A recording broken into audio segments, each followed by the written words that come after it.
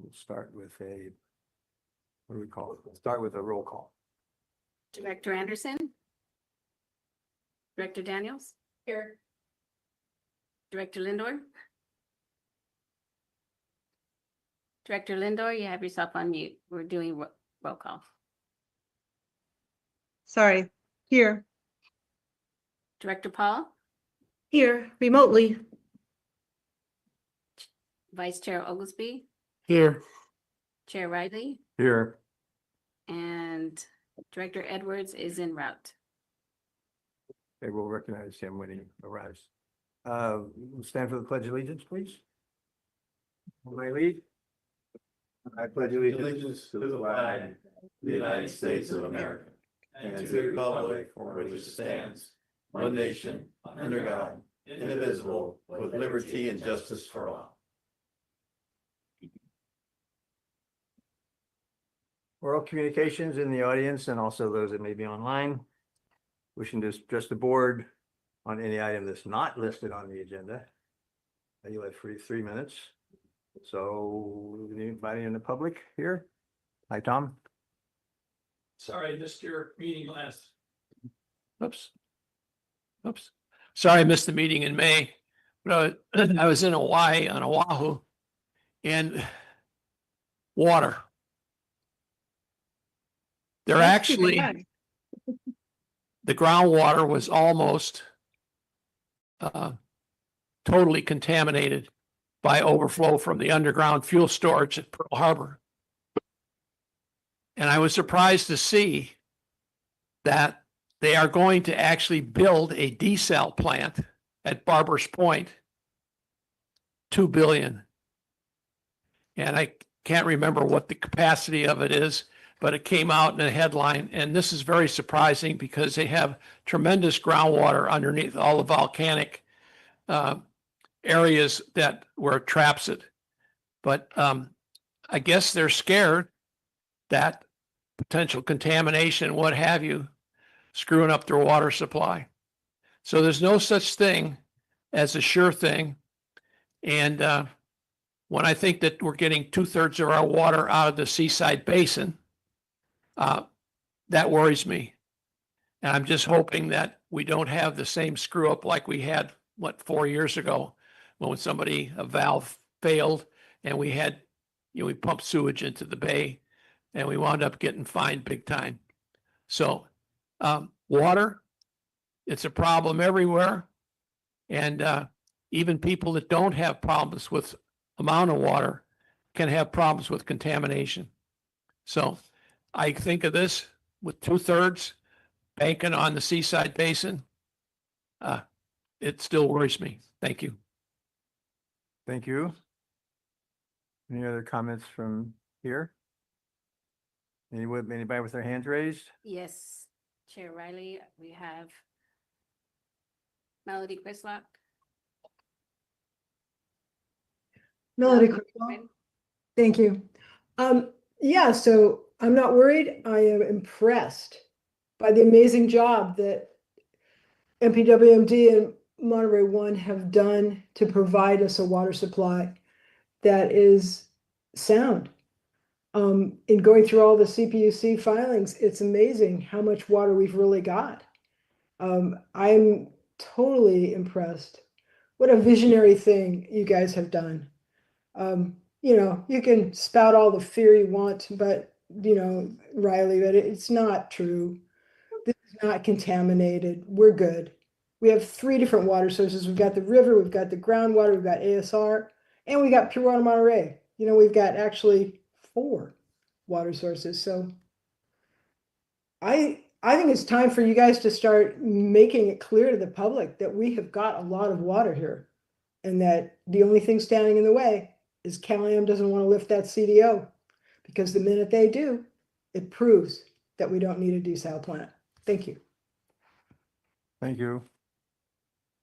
Any other members of the public would like to comment? Karen, I see your hand up, but I don't know if you're. Yes. I don't want to call on you yet. Let's get to public first. Chair Riley, there are no other raised hands. Okay, recognize Karen. I just raised my hand because for the record, I wanted to let my fellow board members know that the reason I'm participating remotely tonight is because I have a family member who's sick and I need to stay with him. So just for the record, that's the reason. Thank you for allowing it. Well, thanks for being in the quorum. No other speakers for oral communications, so we'll come back to the board. Next agenda item is the consent calendar. Is there any comment or any item that any member wants to pull? If not, we can entertain a motion to accept the full consent calendar. I move acceptance of the consent calendar, Chair. Second. Moved in second, roll call, please. Director Anderson, Yes. Director Daniels, Yes. Director Edwards. Yes. Director Lindor, Yes. Director Paul, Yes. Aye. Chair Riley. All right, Consent calendar is adopted 7-0. thank you. GM, your turn. Well, it's the dog days of summer, I'm about to be, so not much to report, the sales report. And I want to preface this by saying that this report will change after this water year is over. We've been doing this method of reporting on compliance for over 20 years. Kind of unchanging. You'll see during the ASR injection season, we had charts on that, and after the water year is over, we had some charts on how we ended up supplying demand, but it's not really compliance reporting anymore, and we hope it won't be. CEO can be lifted, so it'll morph into something more as a monthly report on supply and demand. But for now, let's go ahead with the same report. So looking at the Monterey Peninsula Water Resource System, which is the river and seaside groundwater basin, a couple of things to note. Through the end of May is 8 months, so 2/3 of a year of a water year. And the Carmel River actual is just under 2/3 of total Carmel River right, which is 3,376. So demonstrates that they're at least making a reasonable effort to keep up the river. Yeah. Same thing on the Yeah. Seaside Groundwater Basin. We're almost exactly at 2/3 of the adjudicated right of 1,474 acre feet. So those are positive signals. Next slide. Okay.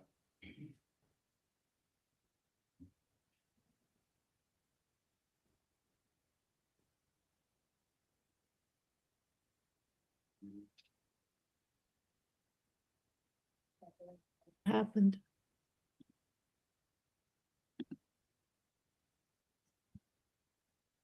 Yeah. New participants. Takeaway on this one, Pure Water Monterey recovery of 2,238 acre feet.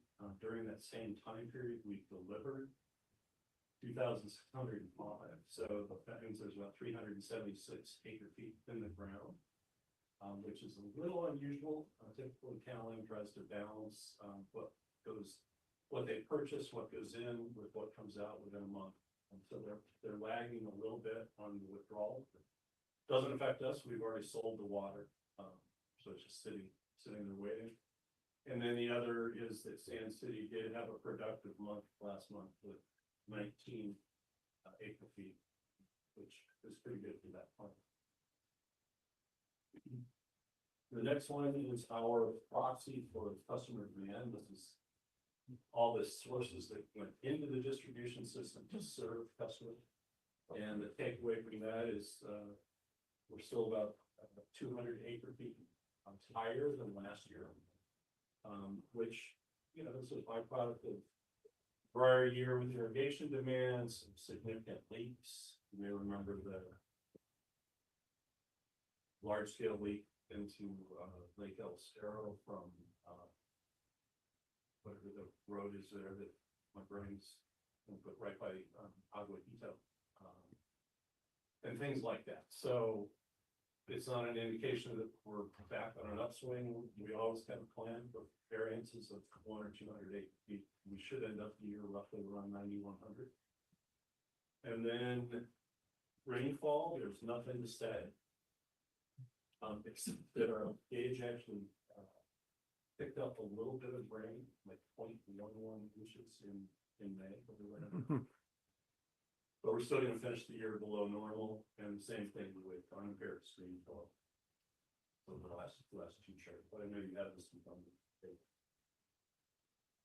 And that concludes general manager's presentation. As far as item 10 in the water supply projects, there are no reportable events to consider the delaying of the Pure Water Monterey expansion. So as of right now, it's still on project in October. And we'll keep posted because obviously we'll figure out another way to celebrate that project for maybe the 6th or 7th celebration. There'll be a ribbon cutting at some point. Yes, comments from the board? Yeah, thank you. It would be nice to see something out there. Unless we can go out there, and I can't go out there right now. Not right now, but we can get you out there. But it'd be nice for the public to see the project moving along. Are they putting in equipment yet or whatever, you know, it's nice to hear that it's going good, but seeing is believing. Yep. So We should have brought some photographs. I appreciate that.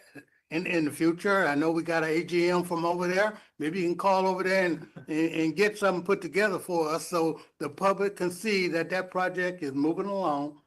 Because I hate for August to come up and say, well, you know. Which is possible, trust me. Well, You know how I'm saying construction this works. now. Show me something now so I can feel a little happy about it. Thank you. Should note that our AGM took a member of Senator Schiff's staff out to the plant on Tuesday of last week, gave him a tour. So we're kind of giving the new senator a flavor of the Central Coast and all the things that we do. So Good to hear. Good to hear, yes. Thank you. Although I'm not confused anymore, I get it now. ASR recovery is water that's taken out of the ground for use in the system. So we haven't used any, but I do think it creates some confusion. Is there anywhere that we're putting, because production is the confusing word. Yep. The ASR that has been produced over this period of time. right, yeah, which you don't see unless you go into the footnotes. Yes, and so the footnote 4 on both pages with the sources do show what was produced. Okay. But that's actually one of the reasons I've said that this is, it needs an evolution, because it'd be nice to report on a regular basis how much water we have in storage, which it's not just ASR, it's the Pure Water Monterey Operating Reserve. And, you know, we've been out there in the public saying, you know, we've got almost 70% of a normal year sitting in storage, which you wouldn't use up in one drought year, but that's your buffer for, you could handle 2 to 3 drought years in a row. So there are almost things like that we should be reporting. doing a budget. So 716 and 182, what does that mean? Why is it two separate numbers? Right, so the 182 is what we call table 13 water rights. So when Okay. it rains, there's this seasonal water right that lasts from December through May. Mhm. Cal-Am is the water right holder, but they're able to say, oh, that water came under that water right, which leaves more room under their 3376 water right, which is a different water right. So it just, Got it. it's only there in the wet years. And then for CDO tracking purposes, ASR production for injection is capped at 600 acre feet per year. What does that mean? It's a vestige that's probably best crossed off at this point. Okay. Because when CalAm reports its annual report and its quarterly reports to the state for compliance with the cease and desist order, Mm-hmm. at one point the state was saying, hey, everything, the Eastwood well, which is Malpaso, the Carmel River water right, table 13, and frankly, injection, it's all coming from the Carmel River. We're going to lump it all together. And we said, whoa, hold on. You know, we're reaching a point now where we don't even need ASR in the same year. They said, okay, well, fine, count the first 600 as if it's a withdrawal from the river like the others. But that counting has gone away for the last 2-3 years at this point. Okay. So, Thank you. Chair Riley, we do have Michael Bear with his hand raised. Okay, we'll just go out to the public. Starting with Michael and then by inside here. I just couldn't hear Dave Stolt when he gave his report. The volume was bad, and that's what there's no way for me to let you know, but it's better now, but maybe Dave could get the mic a little closer to his face. I can hear him better now. Sorry. yeah, that's because I have the Michael Bear button and I hadn't pressed it. Oh, okay. Well, I like to know what's going on, so I appreciate it. Thank you. That was a technical question. Any, I'm back to the public now, so anyone in the public who wants to comment on I see no raised this hands. this item? Okay, does that conclude your report? No, that's just item 9 you were reporting on. Well, we talked about item 10 as well. So we're We good. did, okay. Yep. Okay, so moving along, unless there are any other questions from the board or comments? Okay, item number 11, report from the district council. Good evening, Mr. Chair, members of the board, members of the public. This is going to be a short report as well. Last month, I promised that the report on the Monterey Peninsula Taxpayers Association cases would come back one last time, and we're able to fulfill that promise. The court has canceled its case management conferences on this. These cases are in the final steps of settlement, but the full settlement is at hand. The district has agreed to create a settlement fund of $3,350,000 from the supply charge proceeds, and that's used to pay attorney's fees, administrative costs, and then the remainder is to be paid to ratepayers, and refund checks will be issued. Those who receive refund checks will have 1 year from the date of issuance to cash them. If they're not cashed, then those monies will be paid to the United Way for the to pay for ratepayers facing impending water shutoffs due to non-payment. No portion of the net settlement funds are reverted to the district. The final aspect of the settlement is that the district will forbear until June of next year from imposing or creating any new Prop 218 fees or charges that did not exist previously. A question on that with the United Way, did they have a fund or process already set up for this? Yes, they You do. just merged with it? Yes, they do. Okay. This is not a new fund. United Way is already administering it. These are monies that just go into that. Thank you. So this will be the last time, and this is 5 cases that roll off your books here. Looking at the next case that we're referencing, and that's the district's effort to fulfill the mandate of Measure J to acquire ownership and operation of CalAm. We did have a case management conference before Judge Rivamonte, and he certainly seems to have a handle as to the case and where it's going. Feel very comfortable with him as the presiding judge in the matter. As we reported last time, the town of Apple Valley case has been accepted by the Supreme Court for review. And so that is in progress. Because the ruling in that case may have an effect on this matter of the district's acquisition of Cal-Am, Cal-Am has stated that it does intend to seek a stay of proceedings in the Superior Court until after the decision in Apple Valley. How much of a stay, it's unknown, whether it's going to be a full stay or just a partial stay. We're not certain. We have discovery requests outstanding, and there are more discovery requests that can and should be made from our perspective. Cal-Am has said that they were going to be filing a motion for the stay. We just have not seen that yet. They promised that this was to come forward originally in May, but we're anticipating that any day that motion to stay the proceedings in full or in part will land. We've also discussed with Cal-Am their plan to file motions for summary judgment to have the court rule as a matter of law as to the scope of these proceedings. We have not yet seen that. If and when that summary judgment motion is filed, then the district would also plan to file a counter motion for summary adjudication so that we can have our story be fully told. Depending on when the motions are filed, we will then know more about when a hearing date on those motions would arise. It's likely that they'll be held later this year, but we just don't have a date. But I would anticipate that we'll have a schedule to report to you on those at your July meeting.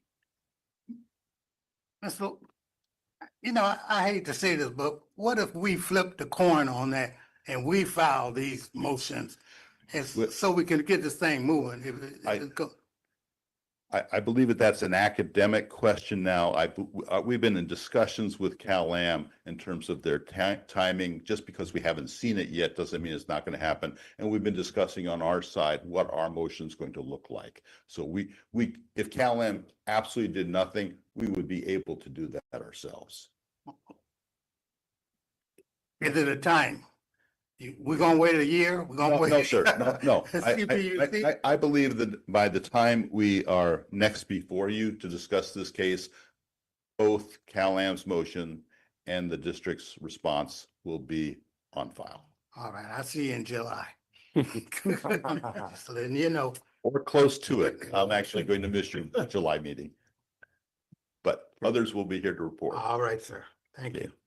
A quick update on the. Just a question about I'm this sorry. one. Yes. If you could just take me through the question that the state Supreme Court is trying to resolve and help me understand what is the proper standard of judicial review for the trial court to apply to determine whether the property owner has rebutted the presumptions under Code of Civil Procedures, sections 1245, subdivision and X. Okay, I just want the second part of that. What does that mean? Okay.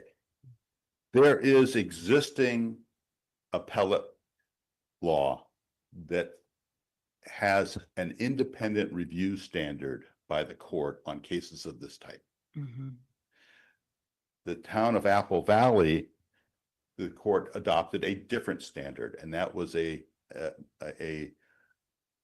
abuse of discretion standard. And in this case, it's the district that made the first set of determinations in our resolution of necessity. So the question is, when there's a challenge to the resolution, to the findings and conclusions, what deference, if any, should be given to the agency's findings?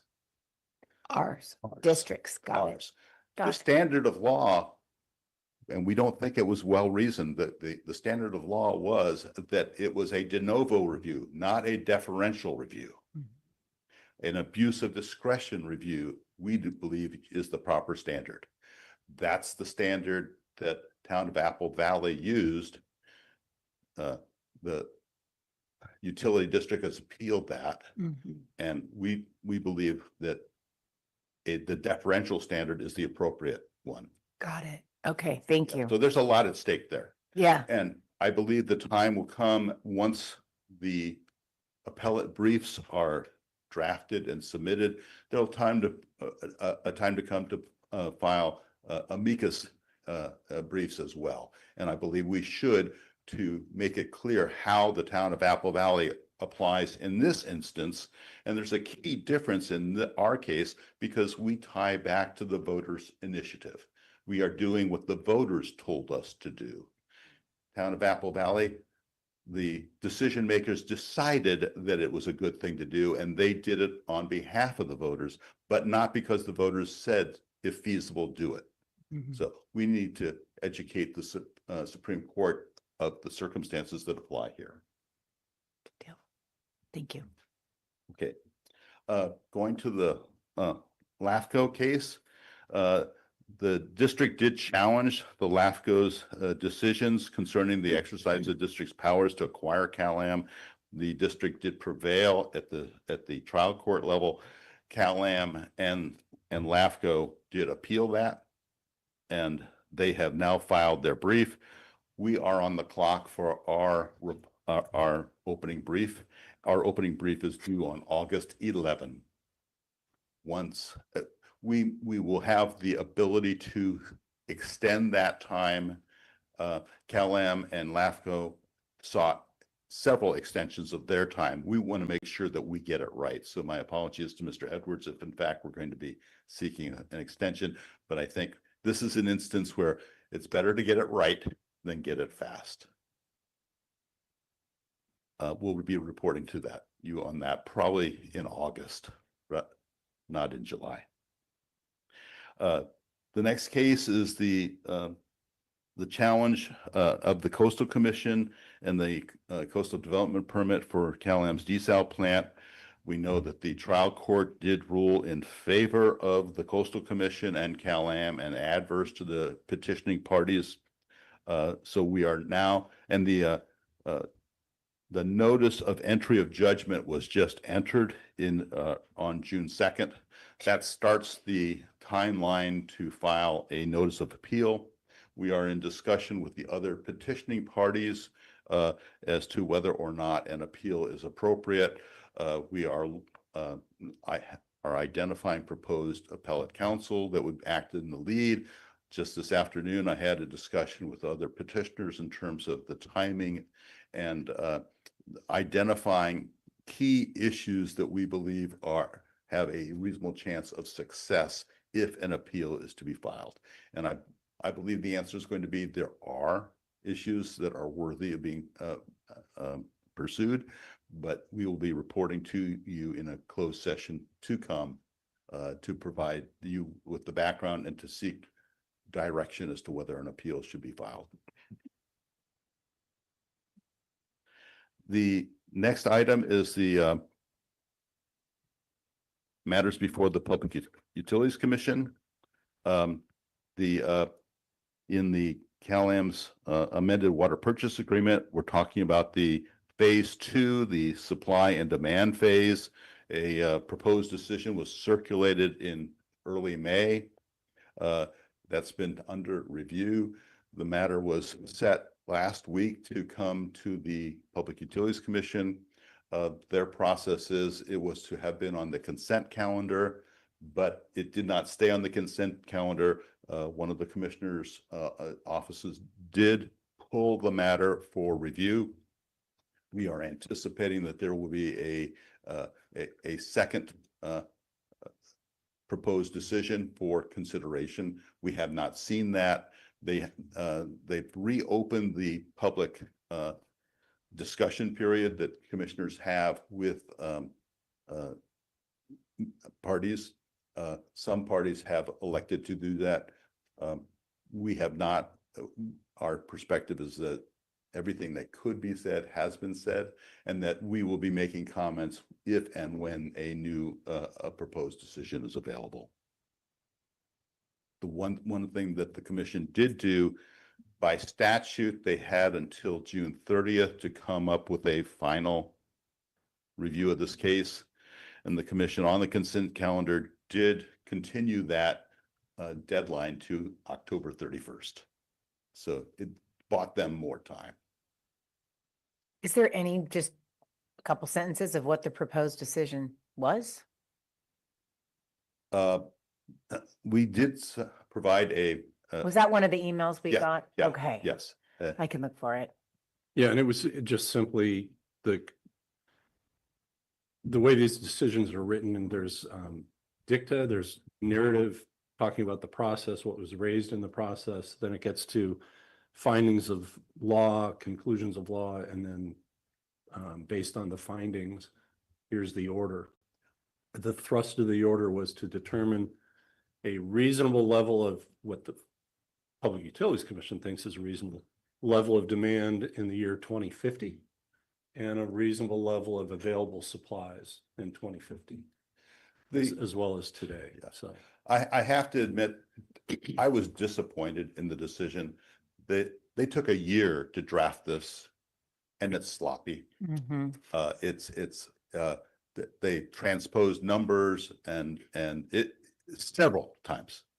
It's sloppy. They relied on a decision that they made in 2018 on This was, supply. we discussed in the last meeting, actually, now that I'm Yeah. remembering this. Yes. We've had this conversation. Yes. You've got to excuse me. I'm so sorry. It's all coming back to me That's now. Uh, Now I'm remembering. No excuses, but this can be mind numbing. Yeah, Yes. yeah. CalAm's general rate case for that if they filed in 2022 has now been resolved. The final gasp in that matter was CalAm's application for rehearing, pointing out errors that CalAm thought existed, and made another full-on attempt to seek to have other 4 key items resolved in their favor, and that's all noted in footnotes on this on the memo at page 57. The bottom line, though, is that CalAm's special requests were not allowed, and so you'd think that's really good. Okay, this is a 3-year rate case. Unfortunately, it was filed in 2022. Here we are, 2025. We are at the tail end of that rate case. As a matter of fact, CalAm's next 3-year rate cycle begins, and we are anticipating that they will be filing in July of this year for the next 3-year rate cycle. And nothing prevents them from re-arguing any of these points that that they tried to get but did not prevail on. I believe that the district's had a robust history of participating in these proceedings, and we've had some really good success. But we'll have to wait to see what it is CalAm asking for to decide if we're going to participate and what our arguments will be. Chances are we'll be participating. Pardon? Chances are we'll be participating. That would be what we've done in the past. Okay. Yes. The only other case that I'd like to point out is the last one cited, and this was the original challenge, the 2010 challenge to the cease and desist order against the state board. That's the case that was put on the back burner so we could discuss it. That's the one that has basically faded into history. The Sierra Club had on May 6th filed a motion to dismiss the case. No parties opposed that motion, and we anticipate that the court will grant the motion to dismiss. That does not mean that we need to acquiesce to the state board's continued regulation of the of CalAm and water that's taken, and in terms of implementing the CDO. If the state board is not reasonable or fair or equitable in terms of how they're treating this area as compared to other water short areas, then there are still other avenues that we can use to challenge actions of the state board or inactions of the state board. But the point being that it no longer made sense to tie ourselves to the facts as they were in 2010. Whatever the circumstances in terms of what the state board will be doing or not doing, it'll be founded in today's facts, with today's water supply, with today's demand, and that's the basis that a challenge should be made. So, is there any evidence that that's the case, that that they are being looked at differently, that we're being looked at differently. Oh, I think you can't I mean- point to another area of the state that has is under a cease and desist order when they are not exceeding their known supplies. Our demand has fallen greatly Yeah. from what it had been. Our supplies has grown greatly. And yet we still have a CDO. We still have a restriction on new connections. Why? The state board would have to justify the why. I have a question that's triggered off of Kate's comments, but goes to the Apple Valley question about what's the standard of review. I was just curious about on page 58, you've got a list of workshop items that were discussed in a PUC acquisition rulemaking in the case. And some of the questions that were raised in the workshop sound like they could be applied to the elements or standard of review. I'm trying to get some meat on the bones of standard of review, and I just haven't gotten there yet. And I wonder if this is I don't think that the acquisition rulemaking is at all a standard that you should be thinking about in terms of that standard review, because rulemaking is not an adjudicatory proceeding, it's a legislative proceeding. So when the PUC decides how they're going to do rulemaking, they have a much different standard. It's not a judicial proceeding in that sense. It's an administrative proceeding, but they're allowed legislative discretion in terms of how they do that. It's much different for the acquisition of Cal-Am under the eminent domain process. Okay, well, it's still wait and see for me to see some of the details at some point. Fair enough. Fair enough. Fair enough. Any other comments or questions from the board to add or to? Let's go out to the public. Yes, we have Michael Bear. Michael? Yeah, hi, everybody. I got a couple of comments and then a question. It is mind numbing, all of the cases. And I just want to thank you for your persistence, stand tough, stand tall, stand your ground. Don't get overwhelmed by it. Keep fighting. I think we will prevail in the long run. And there's another idea around, that you're collaborating with MCWD and Marina on whether or not to appeal that decision with the Coastal Commission. And it's great to see you collaborating. Won't it be nice to collaborate on water supply projects than on legal cases? Yeah, I actually have two questions. One about the CDO that you were just talking about, and you're absolutely right. We've solved we're off the river. We're clearly we've got a huge cushion there, and it should be taken off. So my first question is, what leverage can be applied to get the State Water Board to move on that? Is there a process is it going to be in limbo forever, or how can they be leveraged to be forced to make a statement one way or the other? And then my second question, you mentioned Judge Rivermonte talking about eminent domain and appeal. I missed that step. I didn't. Well, what's the appeal? I thought we were just going forward with briefings and moving forward on eminent domain. What did I miss? That I've never heard of this Judge Rivermonte. What step did I miss there? So those are my two questions and comments, and I just really appreciate all you people for all the hard work. The Superior Court assigns judges to cases. Judge Villarta was previously assigned to this case. It was reassigned to Judge Rivermonte. I can't comment more because court doesn't tell us why they do that, and the parties are not able to challenge that. But I have to say that we're very pleased with that draw. And as to the State Water Resources Control Board and actions there. It's really beyond the discussion of this litigation that's ongoing, and I can assure you that there are ongoing discussions with state board staff on any variety of things, but particularly on the CDO. And I know that we have discussions. We have a planned call just on Wednesday with state board staff and council on matters dealing with them. And we are doing so collaboratively with other agencies.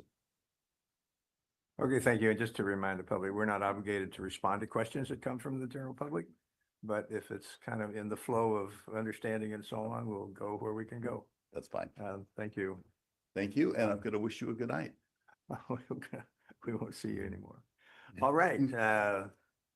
We'll go to the next item, which is director's report.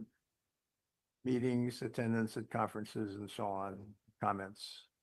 Anybody from the board that had attended, something to say, anything? I did. Okay, don't care. I participated in the meetings that along with our staff and council had with the assigned commissioner in the case that Dave Laredo was just telling us about at the CPUC, that the estimates of supply and demand, that proposed decision, which as we have discussed, we disagreed with a lot of what was in there. So we met with the assigned commissioner. Every case of the CPUC has one commissioner assigned who's sort of in charge of managing the case. We met, she had an all-party meeting, meaning in one meeting, all of the parties that wanted to participate did. And then we met with the advisors of 3 other commissioners. And I think the all-party meeting was quite interesting, particularly because you had Cal-Am and all the other parties, including the Marina Coast Water District and the City of Marina and so on. It drew attention to the fact that it's a very lopsided situation with Cal-Am on one side saying one supply and demand is this, and all the other parties on the other side saying, no, Cal-Am is overestimating demand and discounting supply is. I think that the meetings may have had an impact because they wanted to vote that proposed decision out on the consent agenda, as Dave Laredo explained last week, and it was held for further review. So that probably means they're making corrections and changes, and we'll have to see, but fingers crossed, maybe some of the changes that we asked for. And just to further comment on it, I understand there may be a dozen or so members of the public participated in that PUC hearing just a few days ago. There were. Yeah. Just participated. Might have been 16 members of the public on this Okay. topic. Yeah, and since you brought that up, it's not too late for the public. The public can still send in comments via the CPUC website, and then can also comment at the next voting meeting where they will probably vote on a probably revised proposed decision. But sooner is better because now they're working on change, in my opinion, based on my experience there, because they're working on changes now. If you speak the day of the voting meeting, they're not going to be very motivated to make more changes. So if members of the public want to comment to the CPUC, I would say do it right away. Thank you, Karen. That's all.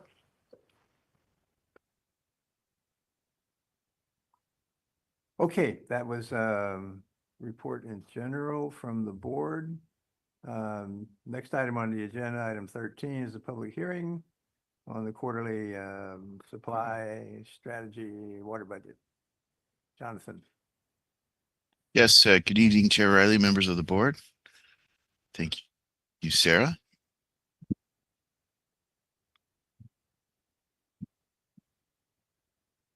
Yeah, this is your public hearing, item 13, which is consider adoption of July through September 2025 quarterly water budget supply and strategy. So this will be the fourth quarter of this water year 2025 and will dovetail with Dave's reports and be the strategy of how to produce water through this fourth quarter, maximize our water rights, and how the water supply projects are going to feed into that. So next slide, please. We look always at the predicted precipitation, and as to quote Dave, we're in the dog days of summer. So if you can see in our area of the map, it says equal chances, which is less than 0.25 inches. So we'll see what happens. No expectations. The quarterly water budget takes into account all the state board orders, 9510, all of these in between, which define how CalAm can use its well fields at different times during different flow regimes in the river, and then 2016-0016, which was the cease and desist order that came down. It targets the district's rules 160, which the board has adopted at the beginning of each water year, saying the allocation of which water right and which water project to meet the looking forward water year. And it includes the 3376 of river production. For ASR water project, we injected 716 acre feet in water year 2025. All said, we have 4,392 acre feet of just ASR and storage. That doesn't include the operational yield from Pure Water Monterey. There was no need from the group to use any of that as a source of water for the remaining 3 months of this water year, so 0 acre feet are scheduled to be recovered, which will leave the balance in the ground for starting for water year 2026. As Dave stated, this is being kind of viewed as our drought reserve. So should we enter a drought, we have lots and lots of water now in the ground that we've been building up over the last few years. Table 13, we had 182 acre feet this water year, which is the flow driven water right. Because we're outside of the window, we expect none of that water right to go to water supply. And in Pure Water Monterey operations, as Dave also stated earlier, there's about 300 acre feet in the ground that CalAm has not recovered. They are looking to chip away at that and recover a lion's share of that. So the target will be 1,305 acre feet of water from the Pure Water Monterey that's being injected currently throughout this quarter, and then also to recover the amount of water that they have kind of squared themselves up coming into the end of the water year. And at this quarter, none of the injection that we do is seen to go into the operational reserve unless there is a little bit more over the 3,500, but we don't foresee that happening. So we think that the operational reserve will stay where it's at. Next slide. Thank you. We plan this water budget, because we're coming up to the end of it, to use all of the Seaside Basin coastal sub-area native groundwater, which is the 1474. It assumes, again, that we'll keep all of the ASR in the ground for next year. We'll keep the operational reserve at the current level, and we are going to get as close to the 3376 acre feet of Carmel River production that we can. When I show you the water budget, you can see with what we've produced, and if we are able to get for June about 300 acre feet out of the river, we'll be very, very close to the 3376 at the close of the water year, which is good news. The water budget is, of course, us, CalAm, California Department of Fish and Wildlife, the NOAA Fisheries, and the State Water Resources Control Board. And we met on June 4th, 2025 as a strategy group and came up with this draft budget to present to you. This is the budget as it comes down from all the words to the numbers. We'll move across top of the chart where we have the Carmel Valley Aquifer. Because we're in the low flow regime, the upper subunits, the wells are not allowed to be produced from one of the state board orders we discussed earlier.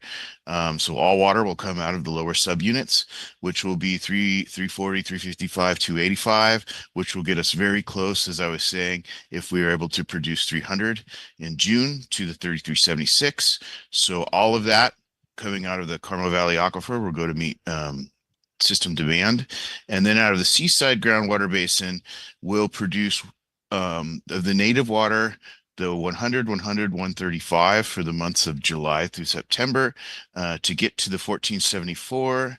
We'll hope to get 25 acre feet a month out of the desal plant, Sand City desal plant, and then 475, 445, and 385 out of pure water Monterey for July through September, respectively, and that will equal the amount that is in the ground and help Cal-Am to get back to close to zero net of what they've paid for and what they've recovered.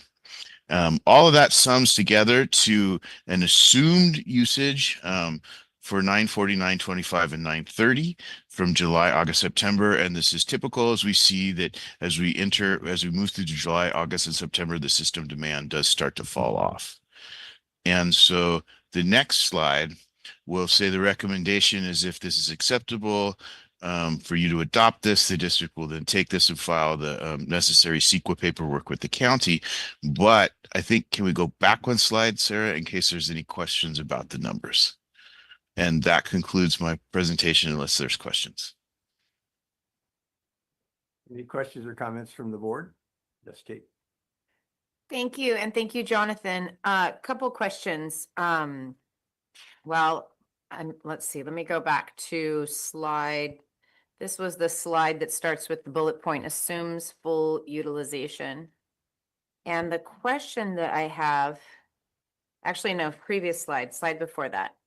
I realize that we wouldn't be doing ASR in the months that you're talking about, July through September, but just a question again, going back to ASR, in wetter months, why can't we do more than 716? What's the obstacles to maximizing that even more and getting to the number? I'll take that one, John. Sure. So we have water rights that would allow us in extremely wet conditions to actually inject over 5,000 acre feet. It's highly unlikely that we would ever get close. The best year we've ever had is 2,345. And that was a very good year and very, very good outcome. Mm-hmm. The barriers to success are either the conditions of the wells in the Carmel Valley, because you got to pull water out of the ground.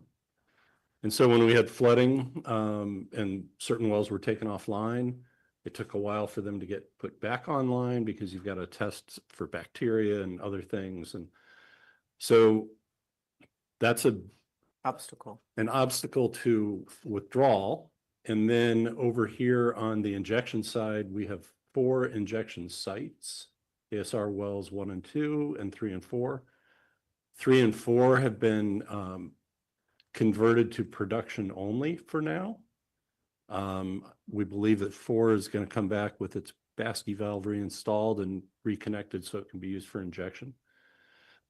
So you need all of your injection sites working to get your 18, 19 acre feet per day max. Without it, we're down closer to 11 to 13 acre feet per day, which is what we did this year. So then you're just limited by the number of rainfalls. And John has a kind of the perfect world scenario where, an inch of rain every 10 days would be great. It would set us up really nicely, but, our rain tapered off this year. And so we're only as good as the rain, but we're also only as good as the injection field and the extraction capacity on the river. And so. Second question, it was just sort of triggered by the presentation and looking at the quarterly water supply budget chart. And I'm just curious if again, this is probably a Dave question and not a Jonathan question, but when you said, and you show on this, the chart that we're not able to take from the upper subunits this time of year, that makes perfect sense, but you mentioned that that was because of the order. And I'm just curious if we would have some better luck trying to lift the cease and desist order if we kept things in place or were willing to keep policies in place that are clearly good for the river. Yeah. I don't know why And- we'd ever want to. And that prohibition on the upper is not in the cease and desist order. It was a separate order. But Okay, it kind of orders writ large on the river. But yeah, even with respect to the cease and desist order, highly likely that there will remain in place a version of the cease and desist order with reporting requirements and other things. So it's that's been the nature of the conversation. good. You know, earlier you brought up cease and desist, and we have had conversations. We had all 5 state water board members as well as key staff. And all right, I'm just going to say Mike's idea is that we're out on parole with an ankle bracelet. And so, you know, something continues to exist with some guardrails on it, but the moratorium gets lifted so we can move. Got it. So that's Thank you. that's the plan. And if Dave, I'd just say that the low flow was created by the State Board Order 9810. So it's, as you said, completely different, and that's not what the talk is about. And to the other limitations, what I like to say is the river and the climate gives you so many operational days, and it's how successful you can be with them, with your communication and with CalAm and getting everybody going. And we've gotten very, very good at working with CalAm and operating. So we made the most of every operational day we had. And with the other physical limitations, just where we got this year. Well, I'll just finish by saying I was, you know, very pleased with the report and the proposed water supply strategy. So thank you so much. These questions not only clarify for individuals, but clarify for the public as well. So, I appreciate the questions and the responses. It's just not just the question. So there's nothing more in item 13. This is a public hearing item. You want to open up to the public, and then you'll want to look to adopt the staff recommendation. Okay, and is this considered an ordinance where we have a roll call for? Well, we have a roll call anyway. Never mind. So we'll go out to the public on this. Anyone here wanted to comment, or we'll go also to those online? Yes, Chair Riley, we have Michael Bear's hand raised. Okay, Michael. Yeah, okay. I don't come to all the meetings, but I like to talk. I want to first compliment Ms. Daniels for diving down in, asking that question. I really appreciate you scrutinizing that. Every acre foot is, you know, a quarter, it does 4 homes for a year. So thank you for doing that. And kind of riffing off the question of, you know, what are the obstacles, and listening to the answers. I'm just curious, and I don't know how much you could say, but is when you talk about the injection wells and the problems of injection well 3 and 4, what's going on? I don't fully understand it, but I did understand it from the year before that CalAm is needs that water or is using those wells to put water in, to recover water, put it into the system. And you know, it comes down to seasonal work. If ASR season is a short period of time and you need to maximize your wells during, as John was saying, you know, you got to have certain conditions. I'm really glad to hear you guys are communicating better with CalAm. I guess my question is CalAm still an obstacle to not using those injection wells at an appropriate seasonal level to maximize ASR? If that's a clear question. I mean, if you didn't have to talk to, if you were running that without, if you were doing distribution and you didn't have to talk to CalAm, would this problem still exist with those wells in their current state? I know there's factors and I don't understand them all, but that's my question. To what extent are they an obstacle in how those wells are utilized during ASR season? I'm waiting for the chair to say we're not obligated to answer every question, but I'm happy to answer it. If there's a short answer, I would like to have the dialogue kind of shared. Right now, we're stuck in we're in a tweener. We're in between. Calam has two new production wells or extraction wells called Bayonet 1 and 2 that should come online by the end of the calendar year-ish. And so that will get them more production capacity. They're not really psyched about using ASR well number 4 for production. They've had issues with water quality and treatment, and it may find its way back to just being an injection only well. But as of right now, today, 3 and 4 were converted to production because the Bayonet 1 and 2 were not yet ready, and they need more capacity as we've shifted the availability of supply from the south, from the river, up to the north from the Seaside Basin. And so their ability to get water out of the ground was lagging the ability of us to put water in the ground. And so, first delivery of pure water was 2020, and there hasn't been a new well developed yet. So those 2 new wells will help alleviate that. Hey, do you have something? I'm just curious, in the long run, so those 2 new wells, will they solve the problem?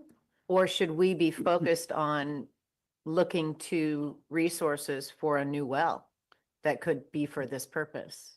Well, yeah, so that's a great question. So there's 2 more wells called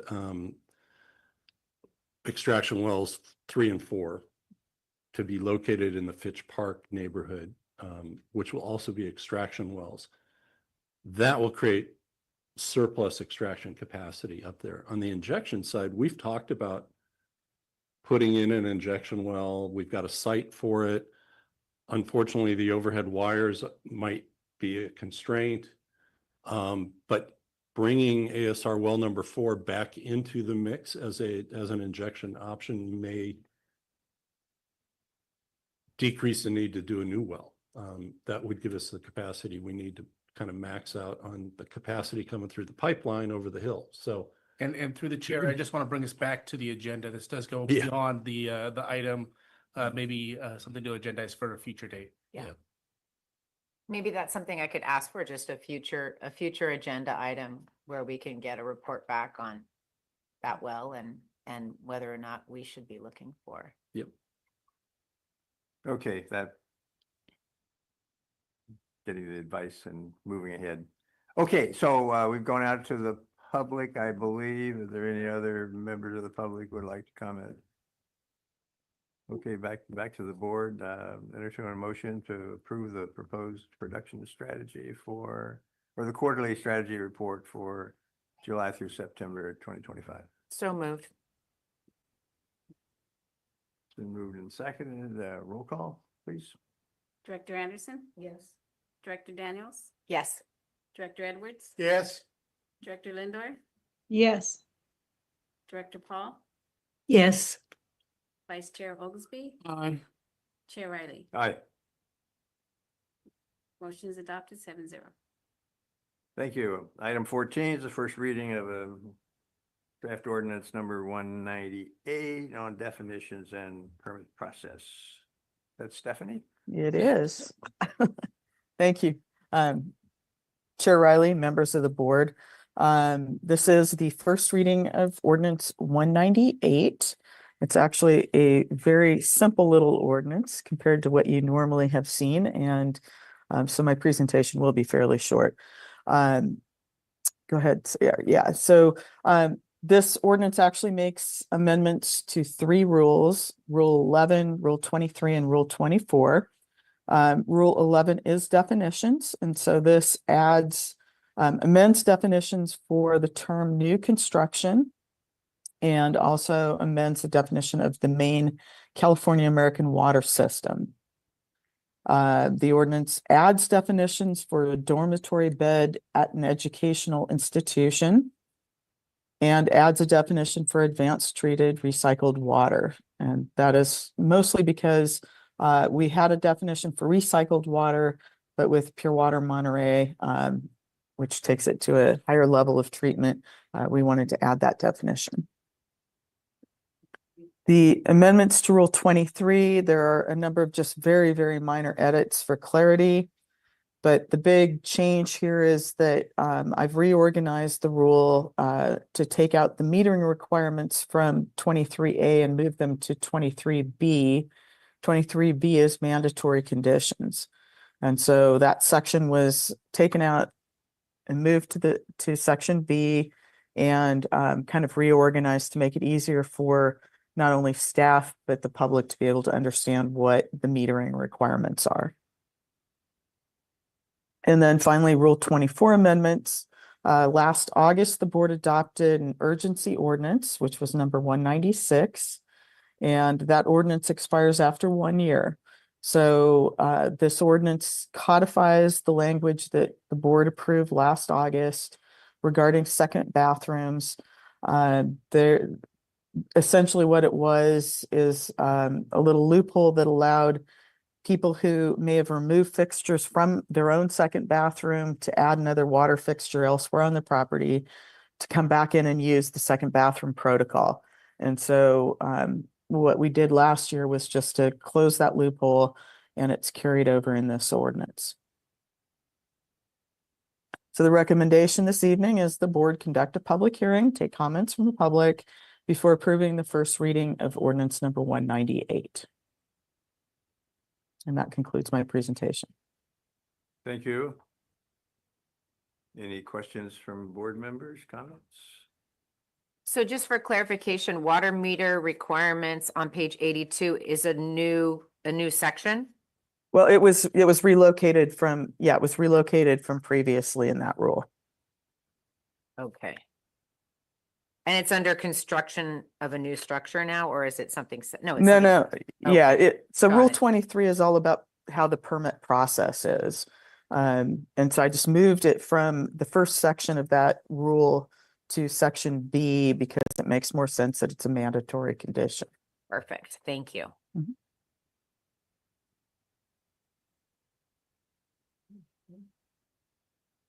I can imagine you have some pretty interesting dialogue at the counter over some of these things.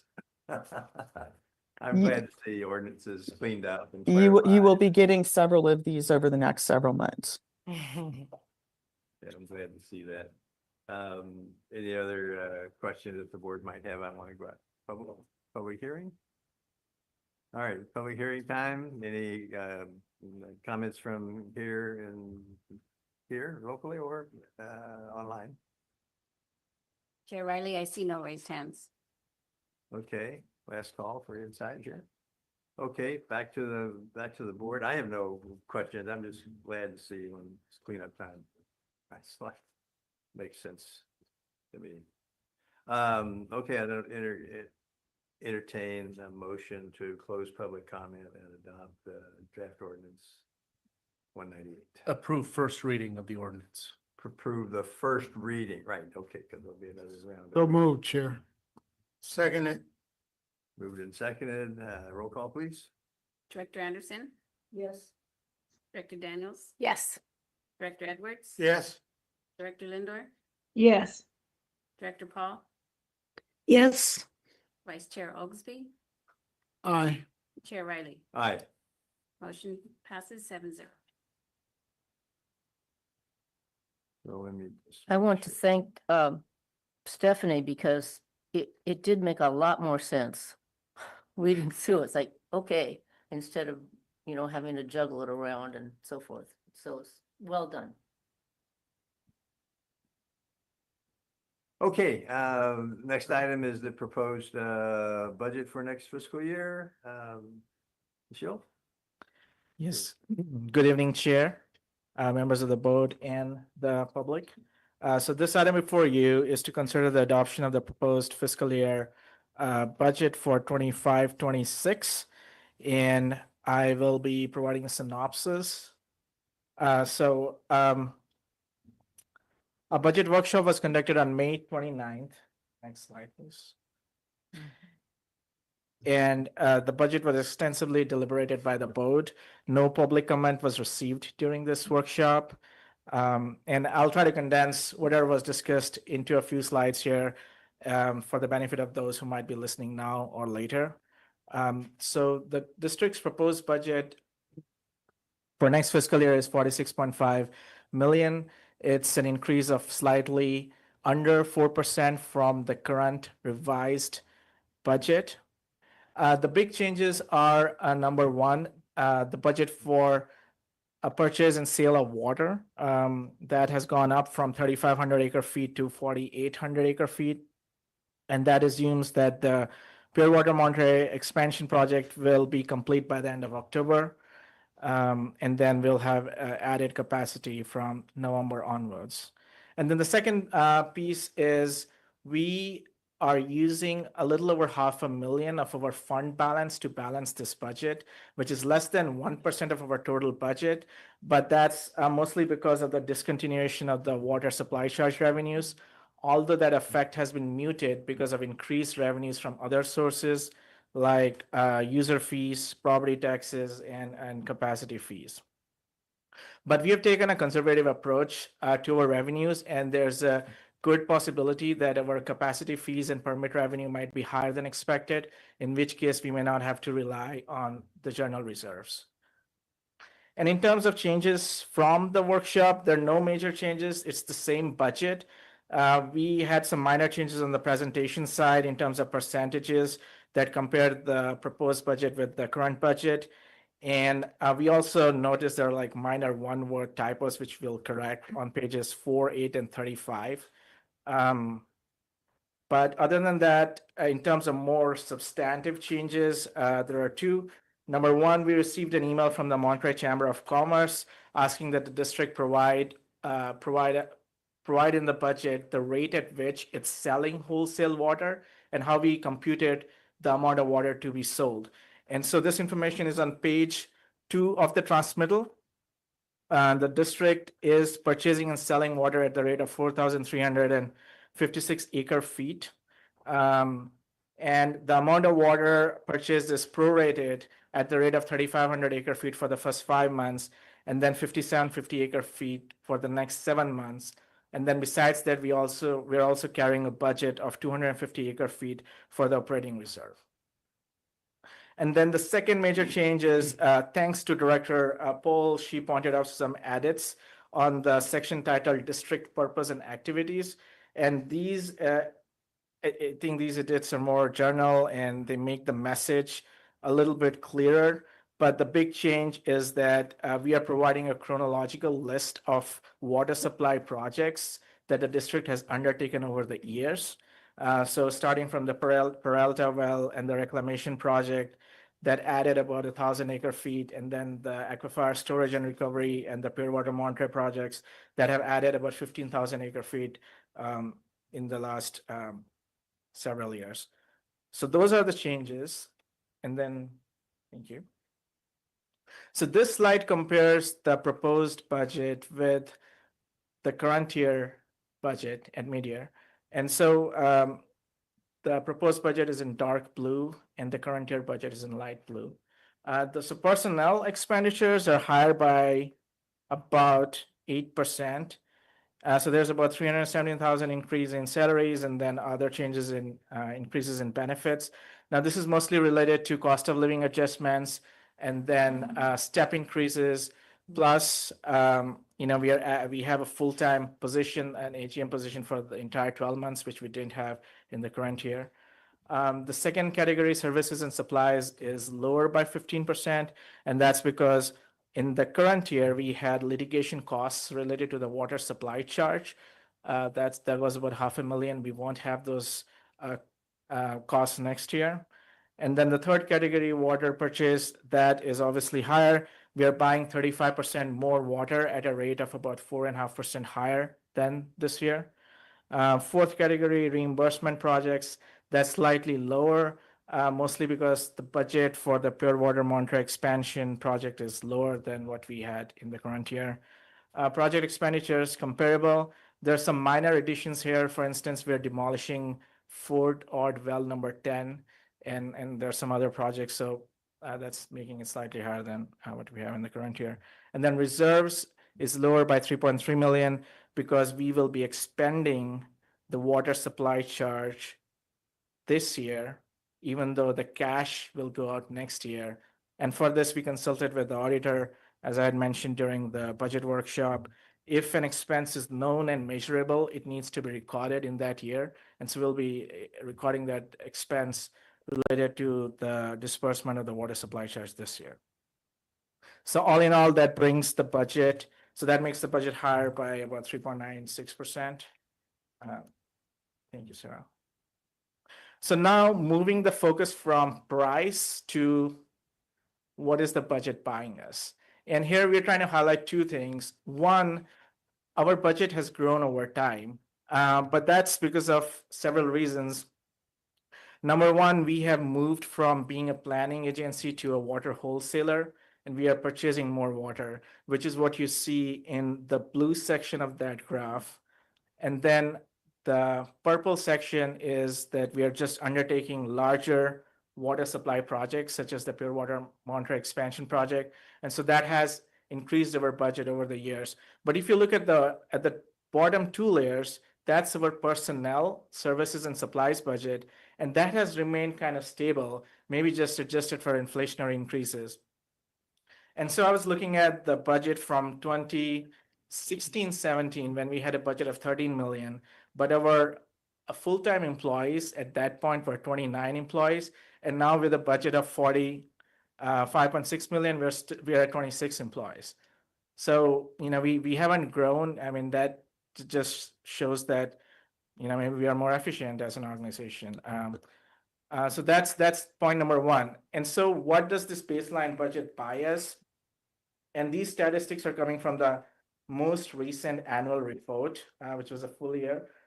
So this budget, so we have been processing about 700 permits, a little over 1,000 conservation rebates. We've been conducting about 1,200 property inspections. We are maintaining production records of more than 1,100 wells and injecting more than 1,500 acre feet of rainwater in the Seaside Basin and rescuing more than 5,600 steelheads, among other things. So I think that gives a good flavor of our baseline budget and what it buys us. I have a question on that one, actually. On the second tier of prices, 22, 23, there's this little tiny line that says capital outlay, which I don't see anywhere else. Is that? Yeah, capital outlay could be vehicle purchases and then minor additions for facilities and such. And our capital outlay has really reduced in the proposed budget and in the current year budget. What we had in 23-24, I'll have to look into what that might be. It's there, it's just so thin. It's very light, So- yeah, it's hard to read Okay, perhaps. and is it in the 24, 25 and 25, 26? Yes. Super light. Really? Oh, my goodness, you have good eyes. No. No, it's just super skinny, yeah. Okay, In the grand scheme of things, it's like very tiny. Yeah. So it's hard to read. But the important takeaway is the purple, which is project expenditures, will go away. The blue will not go away, and we don't want it to go away, but we've taken on a new, bigger function, mhm. which is going to have embedded in it its own inflation every year for labor, energy, and chemicals. So you can't expect, even for the same quantity of water, if we sell a full 5,750 every year going forward, you'll still see it rise a little bit due to inflation. But yeah, that's a new business line for us. If you go back 10 years, you wouldn't see that. And you also wouldn't see as much purple because you spent the purple to do the blue. Mhm. So And you really think Yeah, that we can that's a good way of putting it. reduce the purple a whole lot? yeah, because this budget includes what now, about Well, 9.5 million of Yeah. 9.5 million for the Pure Water Monterey and about a little over 2 million for the IRWM grants. yeah. Okay. And so Pure Water Monterey will be done. It's the last money that seems to be going out. And so, unless we want to build another injection well or something, but those will be smaller level capital expenditures. Thank you. Yeah, so here we were talking about operations, and then besides day-to-day operations, the budget also sets aside funding for the strategic goals. And so a big chunk of our budget goes to goal number 1, which includes, increasing water supply. So if we include the purchase and sale of water and the big projects that we are doing, about 30+ million of our budget goes to goal number 1. Then for goal number 2, public ownership of Monterey water system, we have set aside about 600,000. This number can be increased if our rate of spending increases. Goal number 3 and 4, seaside groundwater basin management and public engagement, we have set aside about 200,000 there. And then goal number 6, review of the Carmel River mitigation program, we are setting aside about 100,000 in budget there. And then goal number 5 is an all-encompassing goal. It helps at every other goal, and that's just part of our operating budget. So that's an overview. And then besides this, we're also setting aside budgets for our long-term liabilities related to pension, healthcare, and capital replacement. And we project that our general reserve should be above 16 million at the end of the next fiscal year. And that brings us to the final slide. So that's the summary, and staff recommends adoption of the budget, and we might make some changes and make some corrections to a few typos that we noticed. That's it. It reminds me of a question at the recent conference. I attended the same conference here locally. And I went to a couple of the financial discussions, and in the benefits side, there was some fret, I think, some concern expressed by the audience, the group, of how much do you cover the projected benefit cost into the future? How close do you get to 100%, or how far away can you tolerate being away from 100%? Most people are not 100%. And I don't know if 80% is a pretty standard or not, but I'm just kind of wondering where we stand and what's the thinking there about how that ratio works. I mean, how does it play out for you, for us? Yeah, we bring this item to the board and the FSC committee, I think around December. And so there's a CalPERS valuation report that tells us where we stand. I think we are at about 70% or in that range. That number fluctuates. So this is what should be our funded ratio for our pension obligation. And we have an obligation of about 7.5 million as of last year. For the healthcare piece, that is an unfunded plan. So we pay as we go. We don't have a trust fund there. And that obligation is, I think, around 5 million. And so what is the optimal funded ratio? I think we'll bring this item in front of the board, because we'll come up with the reserves policy. And there we want to, have a well-informed recommendation on how the district should tackle this. Has the prior board established a target at all, or we're No, the prior board came up with the concept of setting aside a small amount of money for both OPEB and PERS every year, but it wasn't based on great science. It was just, fund something.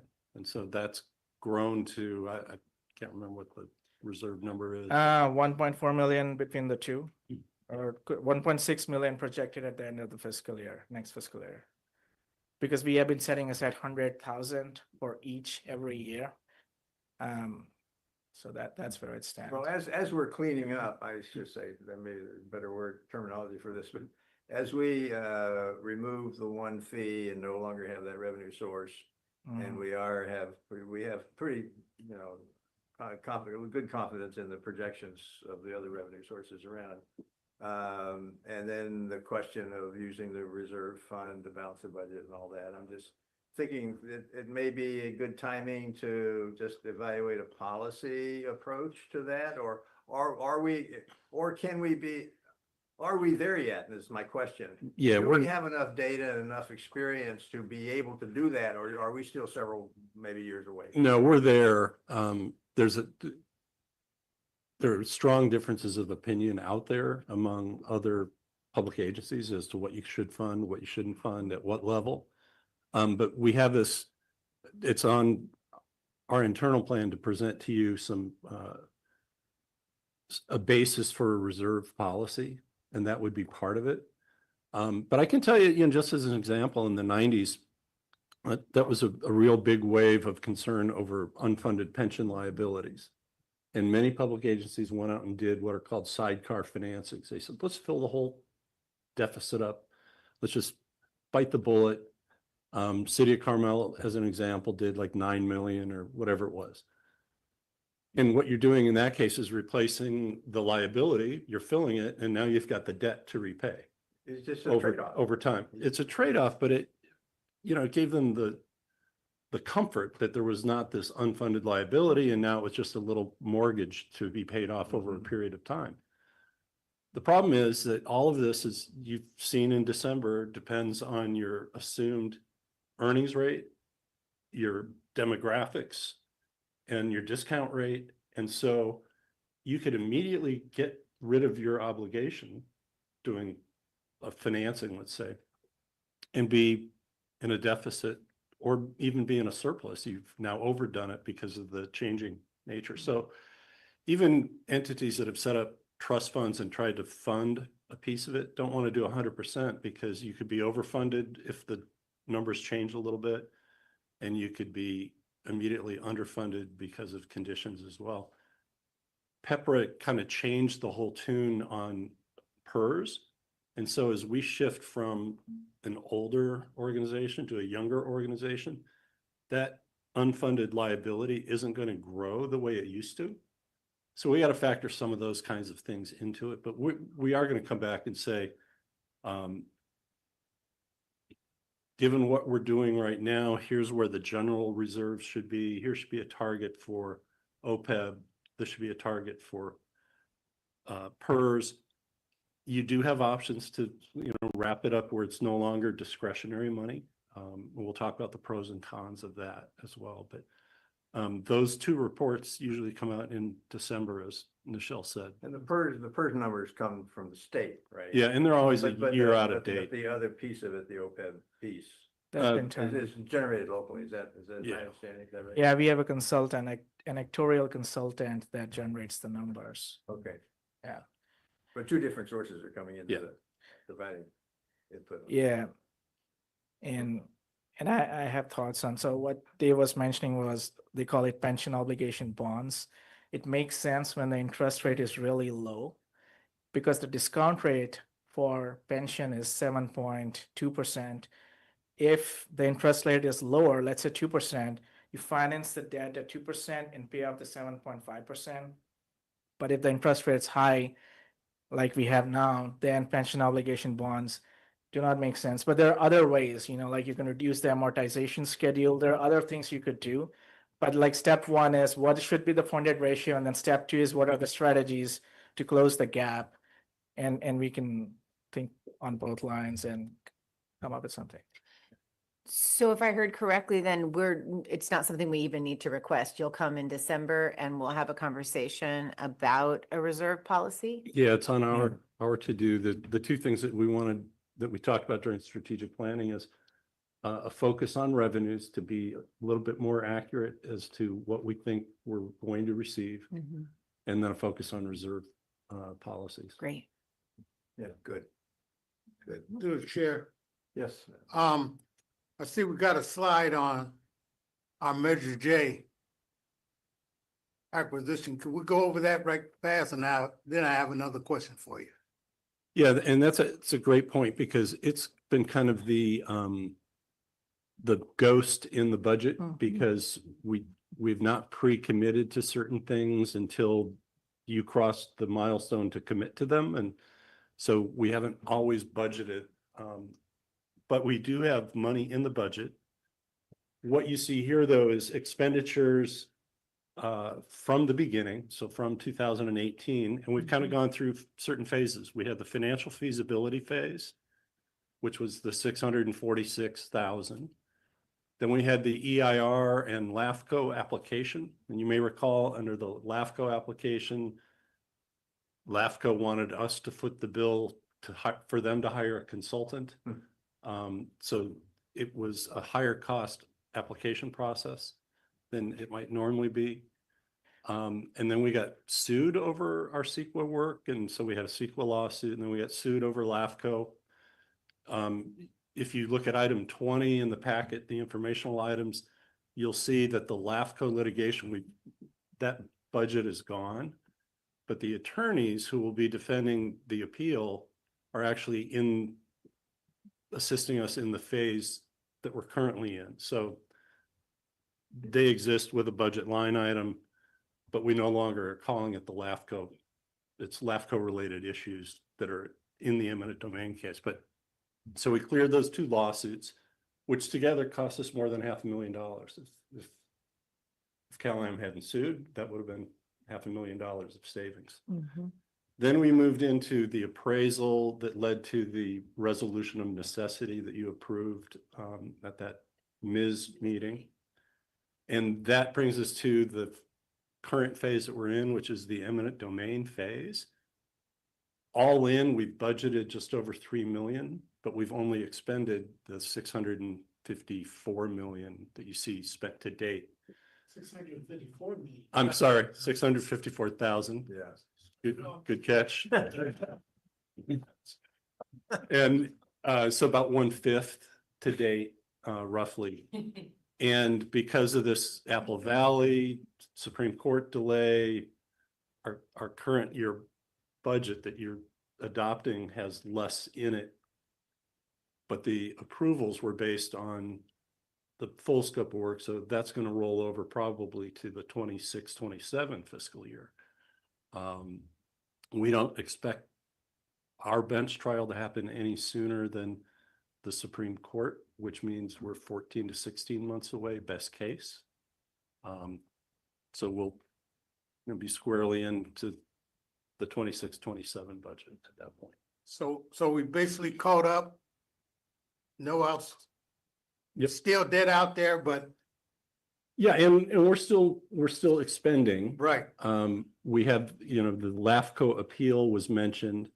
The LAFCO related issues, so this activation of latent powers, whether we did or didn't need it, remains a key issue in the eminent domain proceeding. So that's why we've now taken the attorneys, Shoot Mahali, and moved them up from just working on the LAFCO appeal to any LAFCO related issues in this current phase. And So the total budget that from what we've spent to what we've authorized is just under 6 million over 7 years. okay.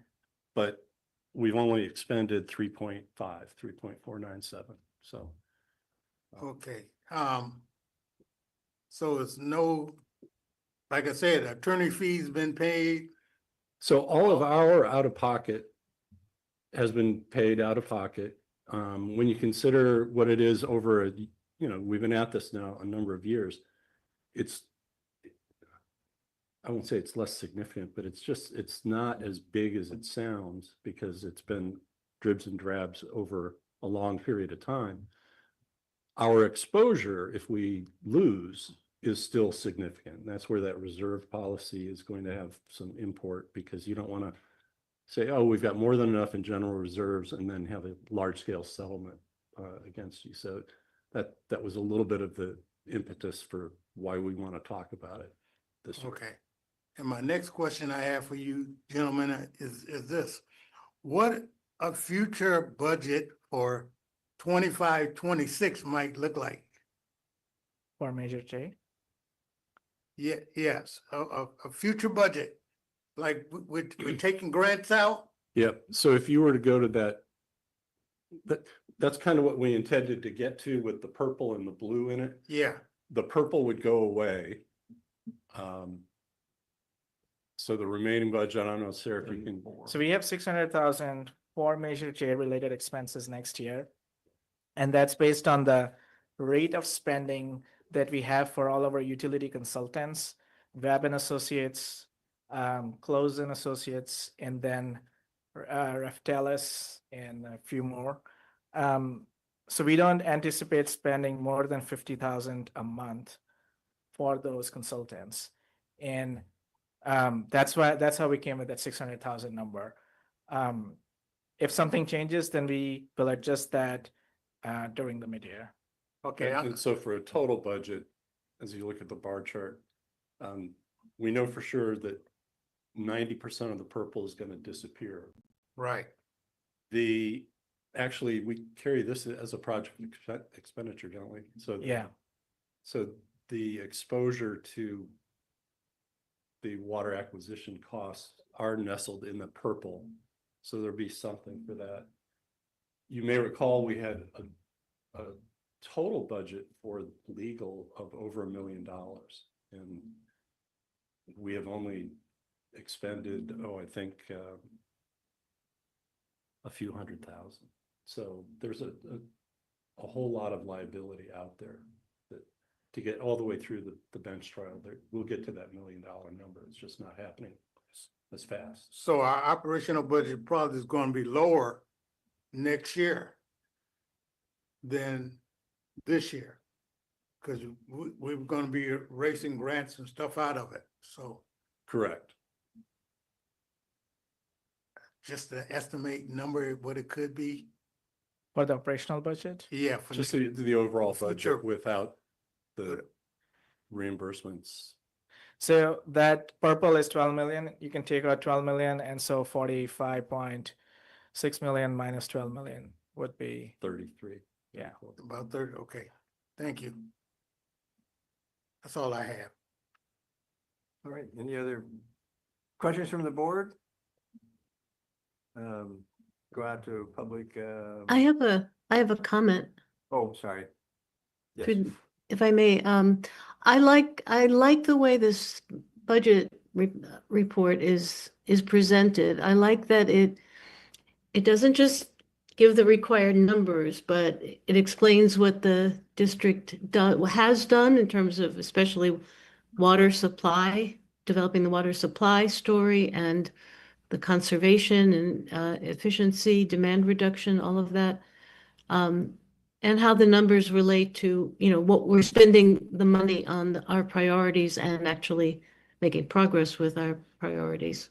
Well, the acquisition, of course, is a long, hard story, but the water supply part is really looking like a success story in a very long and difficult, challenging situation.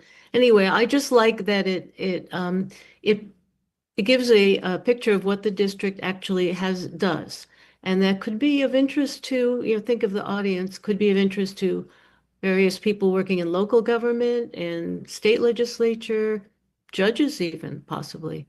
So I really thank you, Nishil, and anyone else who worked on this to bring it together and do it this way. And I'll just add to that, I second that. the graphics that you're presenting, it's a little more extensive and a little easier to kind of capture the relationships between different pieces of this. Very helpful. I appreciate that.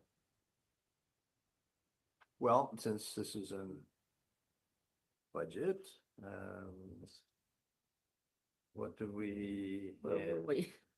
You'll be looking for a motion to adopt the resolution. Adopt the Public resolution comment, Public hearing, for the. public comment. public comment on it, and then we can. Okay, close public comment. No, Susan. Oh, I'm sorry, open it. I thought I just asked. Okay, open for public comment. Yes. Okay, I have, Joe.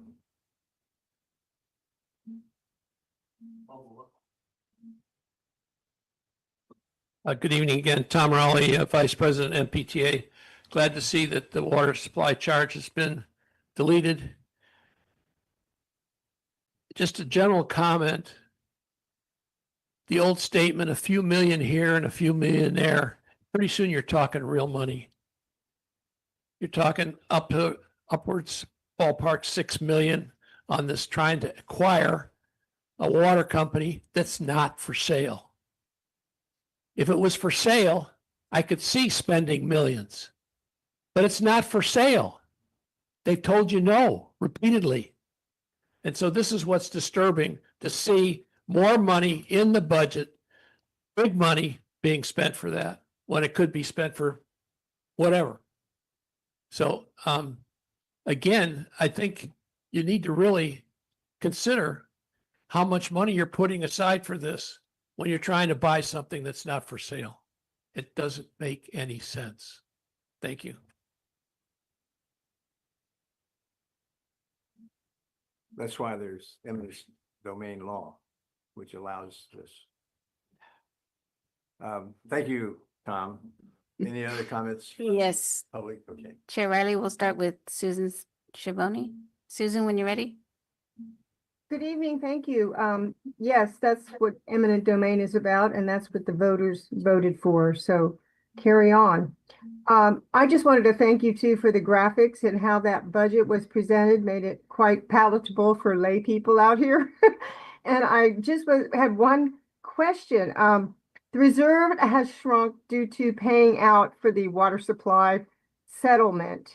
And then I hear that the expenses for building and projects will also go down. So how will that affect the reserve next year in comparison to those expenses? Will that kind of even that out again? Or are you looking at a reserve deficit, a lower reserve for some time due to the no longer having the water supply charge? Or could you just explain that a little bit to me? Thank you.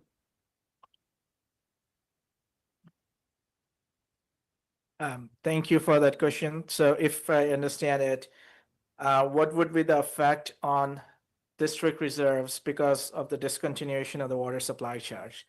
I think that's what I got from the question. We will look at it every year when we do the budget because our revenues are growing, especially the user fees. And so there could come a time in the next couple of years where, our user fees are at a level where, they have offset the reduction in the water supply charge. We're not there yet. At this point, we are projecting a deficit of a little over $500,000. If the revenues that we predict pan out, if we get better than expected revenues, then we might not get a deficit this year. So it's a discussion that we'll have every year when we put together the budget. Yeah, and I'll just add the reimbursement, or the purple piece of the bar included lots of grants. So we have the expenditure, but we also have the revenue that offsets it. The blue part of the bar, which was the sale of water, we purchase the water, we don't add administrative overhead, and then we sell the water, so it's offset by revenues. So the impact on reserves is, even with the winding down of capital projects and the increasing sales of water, will have very limited effect. And so we're probably going to be pretty flat on our ability to make deposits into our reserves for the next couple of years until the user fee, because it's a percentage on the CalAm bill, catches up with CalAm's rate increases that we know have been approved, just haven't all hit yet. And then Michelle's alluded to that there may be some capacity fee receipts and others that will be bigger, but yeah, we can't grow out of the loss of the water supply charge immediately, but that's the direction, is that we will grow out of it within 2 to 3 years. And then we can start increasing reserves again up to whatever level of reserves the reserve policy sets. Once we get there, then on an annual basis, you can consider leaving the user fee set at the level, but choosing to not collect it at that level, meaning you always want to keep your authorization because it's gone through it. Part of it predated Prop 218, part of it went through a Prop 218. So you don't want to just give it all back. So you would keep your authorization, but at some point we're not going to want to over collect. So once you've got your reserve policy and you know what your needs are, we hopefully will be in a position to back that 8.325% user fee down to 8, and then maybe 7.75 and so forth. But we're not there yet. Well, Thank you we'll for have that that. discussion when the timing is right. Yeah. Chair Riley, I have Michael Bear. Okay, Michael? I was not planning to speak, but Tom Raleigh poked the bear. Tom, we've been at this a long time, you and I. You longer than me, but I've been at it for about 12 years. And you have to upgrade your saying. That old saying, it now needs to be a billion here and a billion there, and that can add up to some real money. And what I mean by that is a couple things. Cal-Am has not updated the cost of building their desal plant since 2018. And if you remember, COVID kind of drove up costs, supply chain stuff, and we've got inflation that's going to be kicking off again. So, I think it's fair to say when you finance this thing over 25 years, it'll easily be over $1 billion. And there's only 40,000 ratepayers, and 90 some odd percent are residents. And that's $25,000 per hookup. And we're talking, there's a lot of wealthy people on the peninsula, but there's a lot of just house wealthy people, people on Social Security who bought their houses 40 years ago. And you are driving those people out if you build this thing. You won your tax thing. It's time for you to wake up. I have no further comment. Well, you've made your comment. We got him. Any other Yes, I have speakers? Melody Crislock. Melody, when you're ready. Melody Crislock, Public Water Now. So 10 years ago, or no, it's been like 12 years ago, when Public Water Now decided to put Measure J on the ballot, there was certainly no fantasy that Cal-Am would want to sell. That was the whole point of, because we knew MPWMD had the power of eminent domain. This was planned, never ever believing that Cal-Am would willingly sell. Why would they? We're their cash cow. They're wringing money out of us. It's amazing. I mean, if Cal-Am were allowed to do what it wants to do, it would be an economic disaster for this peninsula. You guys are the ones standing in the way of that. Thank God. Anyway, I wish Tom Raleigh would get his facts straight a little bit before he talks constantly. Thank you. Okay, got that comment too. Anybody else? Chair Riley, I see no other raised hands. Okay, back to the board. Before us is the Motion for adoption. motion. I move that we adopt the budget or next budget year. Second. Aaron, okay. And quickly on the second, Rebecca. Oh, we're back. I'm Rebecca. sorry. Okay. quickly on the second, GM, CFO and staff, great job doing this budget. I didn't think it was gonna come out that good. But it came out good. Our study session was very good, and follow-up questions are very good, and you did an outstanding job on this budget. I look at pieces of it for the annual report that we're gonna have to put out. Might have to put out a third page because you have done a great job with this budget. People might need to, bring this out. But CFO, you did a great job. General manager and staff. So I want to thank you all for a great job on it. Thank I you. agree. I'll take a roll call vote. Okay, roll call, please. Yes. Director Anderson, Yes. Director Daniels, Yes. Director Edwards, Yes. Director Lindor, Yes. Director Paul, Yes. Vice Chair Oglesby, Aye. Chair Riley. Aye. Motion passes 7-0. So now we move to item 16, discussion Are these action items at all? No, or- this was requested this is kind of the midpoint of the amnesty program, so it's just an informational item. Okay, And Stephanie has a few pages. A few.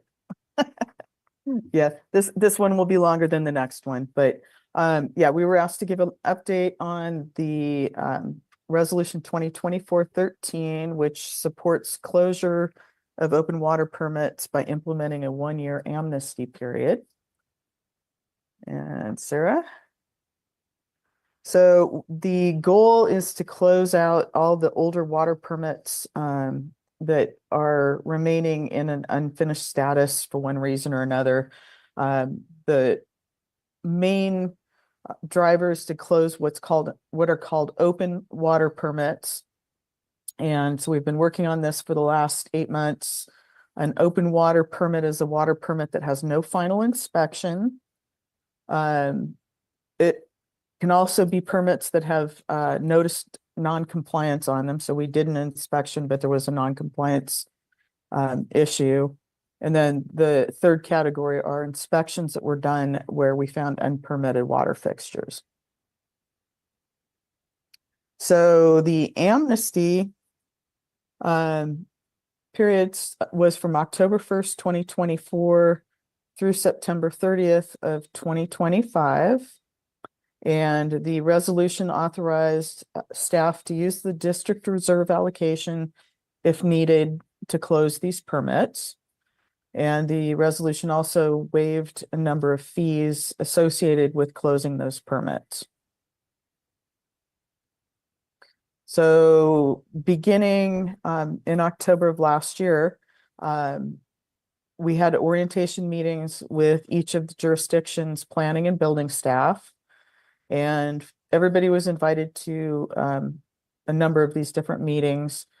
Those people who were not able to attend were given a video link so that they could get the information. So we just basically went through what the process was, what we were doing, what we would expect from each of the jurisdictions. A notice was run in the newspapers, and there was also at least one, possibly 2 different articles that were published about our program. And the process generally is that we send 3 letters to the current property owner. The first letter is goes into great detail about what the program is, why we are contacting them, even though in some cases it may be 30 years after the permit was issued, to notify them about the fact that we have not done a final inspection on the property. And I actually thought I had a slide in here that had a copy of a water permit on it, but the property owner is responsible to contact the district for a final inspection. And a number of the comments that we've received back from people who have gotten our letters is that obviously they're surprised it's been 30 years in some cases. But second, they don't understand that they were required to contact us. And so I wanted to show you the water permit that clearly says in 2 different places that a final inspection is required. And then when you sign the water permit, it clearly states down the bottom that it is the owner or the owner's agent's responsibility to contact the district and arrange for a final inspection, or other steps will be taken for enforcement purposes. So we've generally had positive responses to our letters, especially for people who call in and then get to talk to one of the staff who goes into greater detail about, this really was your responsibility. When they understand that, they're very accepting of that. There are cases where the property has transferred ownership. So it's not the owner, it's not the person who took out the permit any longer. And we have to explain to them that our permits run with the land, and it is the property owner who is ultimately responsible to comply with our rules. So I would say most of the responses have been positive. Oh, there's my permit. Okay. So right now we are doing the final inspections. If you can see on this permit, there are 2 red rectangles, one at the top, one at the bottom. Those are where the language is. And at the bottom, it says the current title holder of the property or his agent is responsible to ensure completion of the final inspection by the district. And one of the things we've heard a lot of is, well, I got my occupancy permit, or the city signed off on my building permit.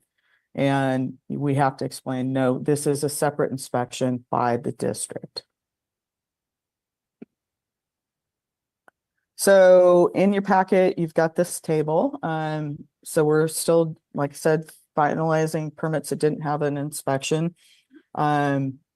We have been sending letters out in batches by jurisdiction, and we had 1,162 properties that were identified in this category. So at this time, we have sent letters to all of these open permit property owners. I think we are still finalizing part of Carmel and the unincorporated county areas, which were the last ones to receive letters. Does that? Yeah. Yes, go ahead. Does that account for the difference, like the percentage, like Carmel being so much lower is just because there's been less time, or do you think there's something else happening? Yeah, they were sent out at the end of May. So Okay. yeah, it's just time. And then what does deed restriction, the category, mean? So our process is to send a first letter and a second letter. And so each of those letters have 30 days to respond. If we don't get a response to our second letter, we file a notice of noncompliance. And that is a deed restriction. It's recorded on the title of the property. Got it. And we also, so at that point, we send them another letter that includes this notification of the deed restriction. And so if we haven't heard from them, usually they contact us with the first letter. If they're going to ignore us, they'll ignore us first and second letter, but they definitely will contact us when they get a deed restriction. So, and do you think, sorry, through the chair, do you think that the deed restriction letter, like when you get to some of these higher numbers of successfully closed, the higher percentages, do you think folks by and large understand through the language of the letter that this is an amnesty program, that this isn't punishment? I mean, I've had a couple calls to my office where they clearly didn't get it. We're now able to explain to them, but just wondering if there's, what your thoughts are on that. well, the first letter is very clear about the amnesty program, and this, if they contact our office, they'll get a very detailed explanation. And I can tell you that staff goes overboard on saying, we are doing everything to help you. We're not trying to do anything to penalize you. We're just trying to close these permits. This is really a great opportunity for you. So yes, the second letter and the record, the letter that goes out with the notice of noncompliance, they are a little bit stiffer than the first one. But again, we've given them the information when we contacted them the first time. Thank you. Through the chair, I have a related, Go ahead, I have a Karen. related question. Thank you. So if you do file a deed restriction, do you then consider that permit remains open, or you do because it hasn't been? Yeah. Yeah. And I wanted to say that, so when you're looking at these numbers, what often will happen is the deed restriction is recorded, and then they decide they're going to contact us to take care of the permit. So even though they have, we've taken it as far as doing the deed restriction, the amnesty period also lets us remove that deed restriction. So no matter when they contact us during this process, as long as we're still in this amnesty period, we'll take care of them. Okay, So- but in terms of keeping track of all these permits, if there's a deed restriction and the owner doesn't get the inspection done, it remains open until that problem is addressed. Is that Yes, right? and there will be some that will just not be taken care of during this program. Yeah. but we'll give you a report at the end. So Okay. I'll let Oh. you know ultimately where we stand. Mm-hmm. So Through I the think- chair, I actually have a question too. Go ahead, Becca, and then I'll get you. I'll get you. I'm assuming that you are sending out these amnesty letters to the owner agent and not to the address of the permit violation. Yes, we're sending them to the mailing address that is used to send their tax bills. So it's Perfect. All yeah. right. Didn't want anyone getting lost in the rentals. No, and I'm sure occasionally, there is probably a change in address that we don't know about, but neither does the county apparently. So, Thank you. Sarah, can you go to the next slide, please? Hang on, we got one more question. One more question. I think you answered it, but this is the question. If I do nothing, I get a deed restriction. Yes. Find out I'm gonna sell the house. What happens? Do Well, I have to go get that deed restriction cleared? Will y'all Yes. clear it or is it gonna cost me? It will, if you're not during the amnesty period, it will cost you. So, Okay, after the amnesty period, that's what I want to hear. It's gonna cost me. yes. Okay, and we got new fees out there. Okay, And we have thank new you. fees. Okay, so then the next phase, which we just started sending letters on, is to clear open non-compliant permits. And so what we're doing is amending old permits that have notices of violation deed restrictions on them, as I just mentioned. And then we are permitting unpermitted fixtures that are found on inspection. And we just started this next phase. So this is pretty much what we're going to focus on between now and the end of September. So we're going to try to close as many permits as we can in this phase. Next. Impacts on staff. We've increased the number of inspections by about 100 per month as a result of the program. We've also increased our telephone calls, obviously, email, and the number of people coming into the office asking questions.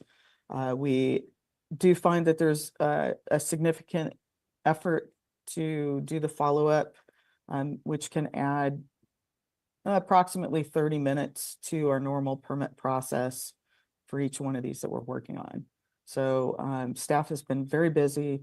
They are very focused, and this is the #1 priority right now. The use of the district reserve allocation as of May 31st, only 1.217 acre feet has been utilized. And I think that is remarkable to me. I thought it would be much more than that, but apparently what we're finding are a lot of permit amendments that either they didn't install as many water fixtures as they were permitted for, or they may have installed other things and not installed certain things, and so it comes out in the it comes out basically at a balance anyway. And we also have some different permit programs in place today that may not have been in place in the early or mid 90s. And so, for example, your master bathroom, you can have 2 sinks without getting charged for the second sink. And some of these older violations or old permits may have just had, showing that there was one sink, and we do an inspection and find 2 sinks. And we can just administratively correct that permit now. So that's been really good. And so I think we're going to continue to see just a very low use of the district reserve allocation. And monthly updates are provided to you in your board packet. Inspections are reported in the water conservation report. The use of district reserve water is in the monthly allocation report. And then we will provide you with a final report in October when we've wrapped up the program, and you'll have all the metrics at that time. And that is my presentation on the amnesty program. Through the chair, may I ask a question? Yes, go ahead, Karen. Well, clearly it's a lot of work for staff, but it seems from what the data you've given us that it seems like you've made a lot of progress. Do you agree? Do you see it that way? I think this is working very well. It's clearing up a lot of old records. And, you know, we've certainly changed our processes over the years. And in the last 8 years, we've got it down to real science as far as follow-up. So these are all old permits and old things that we may have had different databases in place. We didn't have enough people to do follow-up or whatever. We don't have that problem now, and we're cleaning it up. So it's great. Terrific. Thank you. Yeah, good pointing that out. Yes, Mayor. Thanks, Chair. I think it's a pretty simple question. Those that have a deed restriction now, they have until, I guess, the last day in October. When is the period over with? The end of September. End of September. So they have 3 or 4 months, 90 days, 100 days, some of these guys to understand I got a deed restriction and to do what I think I need to do from there. Yes. Oh, okay. Okay, thank you.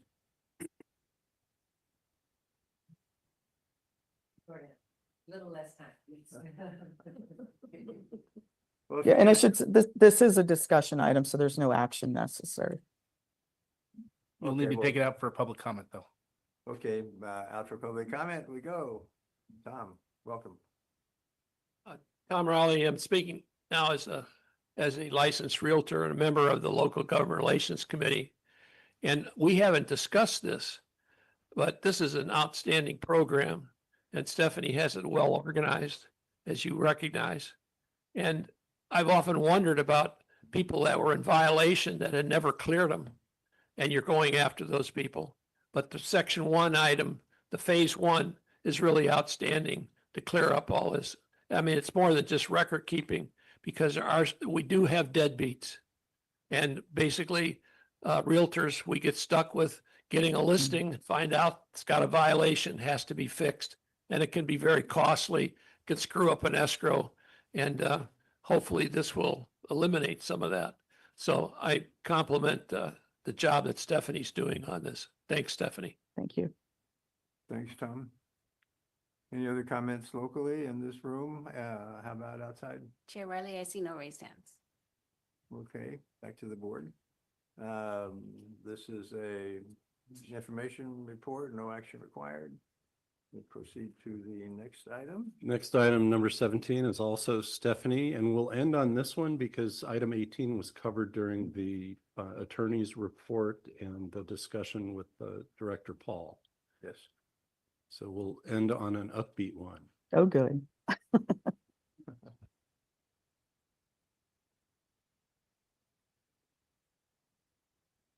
Just 1 minute, Stephanie, I'm having Sure. technical difficulties. Wow, it's a pretty fancy playboard. This is my colorful presentation too.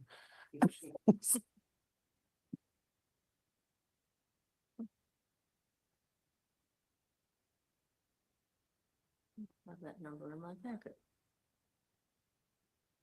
While you're waiting, can I ask a question? Go ahead. Is it a new game board this year, or if you played last year, is it the same question? No, we always have new ones. Oh, good, okay. It's a very different game board. All right, well, here it is. So Summer Splash starting July 1st. And that, Kate, is what your game board looks like this year. So the Summer Splash number 6 runs July 1st to July 31st. The theme is to keep the river flowing. And it has a new game board designed by professional illustrator Aldo Crusher. And the background is a river and people enjoying it. And then anyway, the graphics are just really, really great. Next. You can win fabulous prizes. These are the prizes. 2 high-efficiency clothes washers, a high-efficiency dishwasher, 4 iPads, $200 gift certificate to a local nursery, 2 family packs of passes to the aquarium, 10 $100 Visa gift cards, 1 Monterey Zoo family ticket, and 4 Cinemark movie gift cards. You have to be 18 to play, but it is family oriented, and these prizes are also family-oriented prizes. We're hoping people get together and go through the different educational videos and then enter to win, and parent has to enter for their child. But we certainly hope that we get a lot of children participating. Next. The game board is slated to be in the Weekly, the Pinecone, Monterey Bay Parent Magazine, and the district's newsletter. And obviously it will be on our MontereyWaterInfo.org website. We are also planning to push the materials to the aquarium and the, actually it's not just Monterey Peninsula Unified School District, but the school districts for inclusion in their newsletters. And we will be doing that in the next week or so.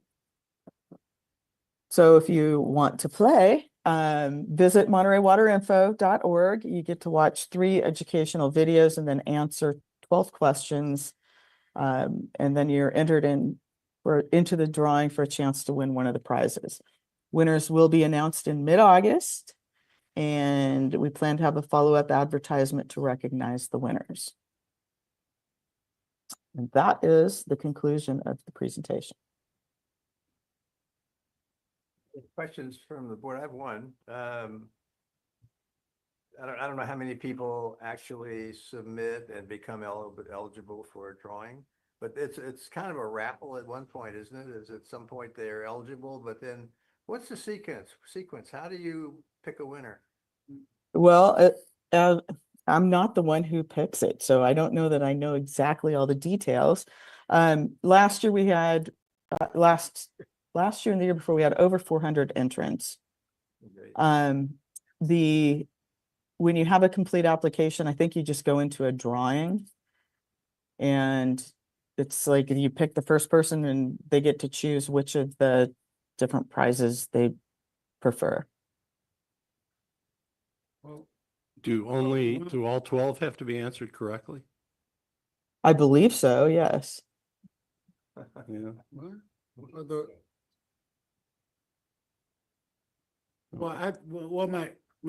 My question was, I think we probably need to have legal take a look at how the game is played and how winners are picked. But, and I'm serious, right? And so then my next question was, can we probably push this out to the city clerks, and ask them to put it on their website? Absolutely. I'd love You know, because everybody don't take the weekly. Yeah. Yeah, I'd be happy to do that. Yes, I will pass that on. I will delegate that.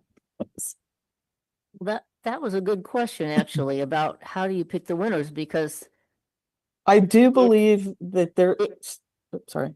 let me finish.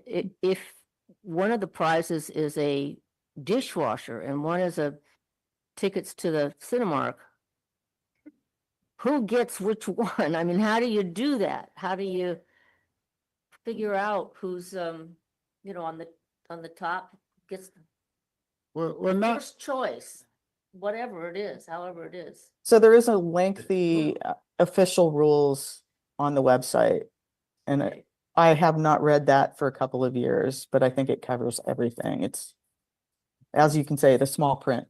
So Yeah. I would just jump in there, Chair. It's worked out, but now that the question is out there, right? Yeah. Now we're talking about, well, where is it at? Is it upstairs in the closet somewhere that someone's picked? It's been so long since we started this. It may be time to reestablish the fairness of it. That's all I'm getting to. Not that you guys have not been, but now it's out in the ether about we're not sure how it works. So Yeah, well, you just said if the you've got people that are- entirely the wrong people in the room presenting to you. Yeah. We'll track this down. Yeah. We'll work together and I'll make sure that we're doing everything appropriately and maybe even provide a written update for next month. Okay. There's been no relative of any director who's ever won. So, no, that's clear in the official rules too. And this is a joint Cal-Am district project. Okay, there's a handout. Let's go out to public comment on this, Melody. Melody, when you're ready. Hi.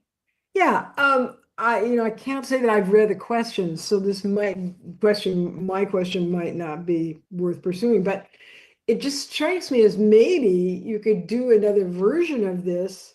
This is more of a fun summer one, but the knowledge of our water supply and everything about it is so limited in the general public that it might be fun to do one that's more like, what do you know about where your water comes from? That kind of, with a different theme that is basically meant to educate people as to the current state of our water. Because boy, I run into some amazing misunderstandings out there on Nextdoor and Facebook and all over the place. Anyway, good work.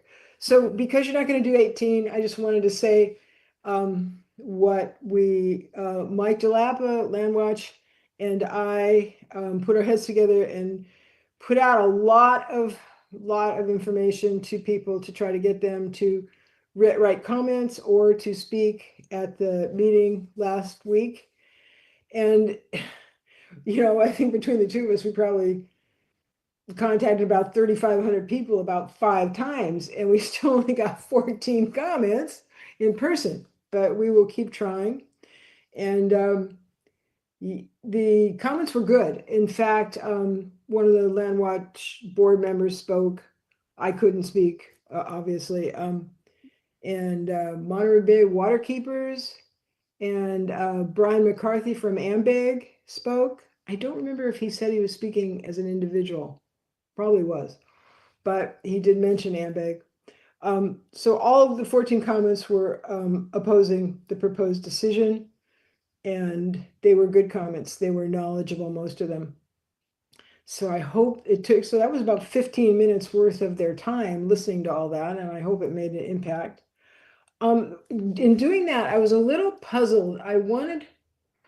Normally, in a situation where so much is at stake for a community, the community's leaders would be allowed to speak for the community, like Supervisor Daniels or Mayor Oglesby or Mayor Williamson. And because they're all on boards that are parties, they can't, I guess. I mean, I guess I'd like some clarification when your legal has a chance to comment on that, because it seems a little odd that all of our leadership is muted.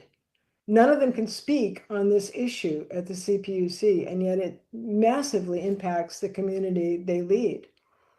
So I just wondered if there was a way around that. Anyway, a thought there. It's not over. I don't know if they'll vote on it in 2 weeks. Maybe they will. And maybe they won't. I really don't know yet. But we have been doing everything we can think of to get the public alerted. And Dave Schmall's article, which I think I sent to everyone, was great. And he even gave the links to comment. And there might have been 1 or 2 people whose names I didn't recognize. But Good, thank you, Melody. so I just wanted to follow up on that. Thanks. Well, just my quick reaction here with, I don't think we're going to change anything for this year's program. It's possible, I think next year it might be a way to focus the questions to see what is it that the community, maybe we think, less about, then we can maybe educate them in some fashion. That might be worth doing. The other question is about the legal standing of representatives of other agencies representing other agencies and being restricted in their public comment and so on. I think that's going to be beyond us, because that's a whole different section of law and a section of responsibility when you take the oath in those different kind of offices and so on. So We'll look I don't into know, it. there may be some other questions or comments, but please add to it. Oh, we'll have Michael look into that one. Okay. And I want to point out on the water supply discussion, we also participate in what's called the Water Awareness Committee. And we're woefully behind. It's not just a district issue. This is a variety of water and related entities in the county. But they have a little book that describes a lot of where does our water come from, how does it all work, and so forth. Really needs to be updated. And that's been sitting, I think, since Rachel's first baby, right? Yeah. But it's still on the to-do list. So, but that would be a source as well. And it's, an easy read, easier. It's oriented more towards children than adults, but Well, okay, no comments of, Yeah, and that may be a good thing. There's nothing wrong with starting them early, Yeah. understanding the water on the peninsula and the challenges. I was just gonna say about the advocacy, it may be part of each group's strategy not to have their members speak, right? Because either way, you don't get around who you say you're not representing, right? You can say you're speaking as an individual, right? Okay, you could try that, but you are a board member of that agency. And then it goes into, are we speaking as a group or not? So I just throw that out there as information. and I learned the hard way. Say, this has come up before. Yes. But you knew. Okay, well, I had my eyes set on 8 o'clock, we would be adjourning, but I don't know that, we didn't make that. But is there anything for the good of the order, anything needs to be added at the last minute? I don't think so. Nothing from anybody. Being adjourned. Thank you, everyone.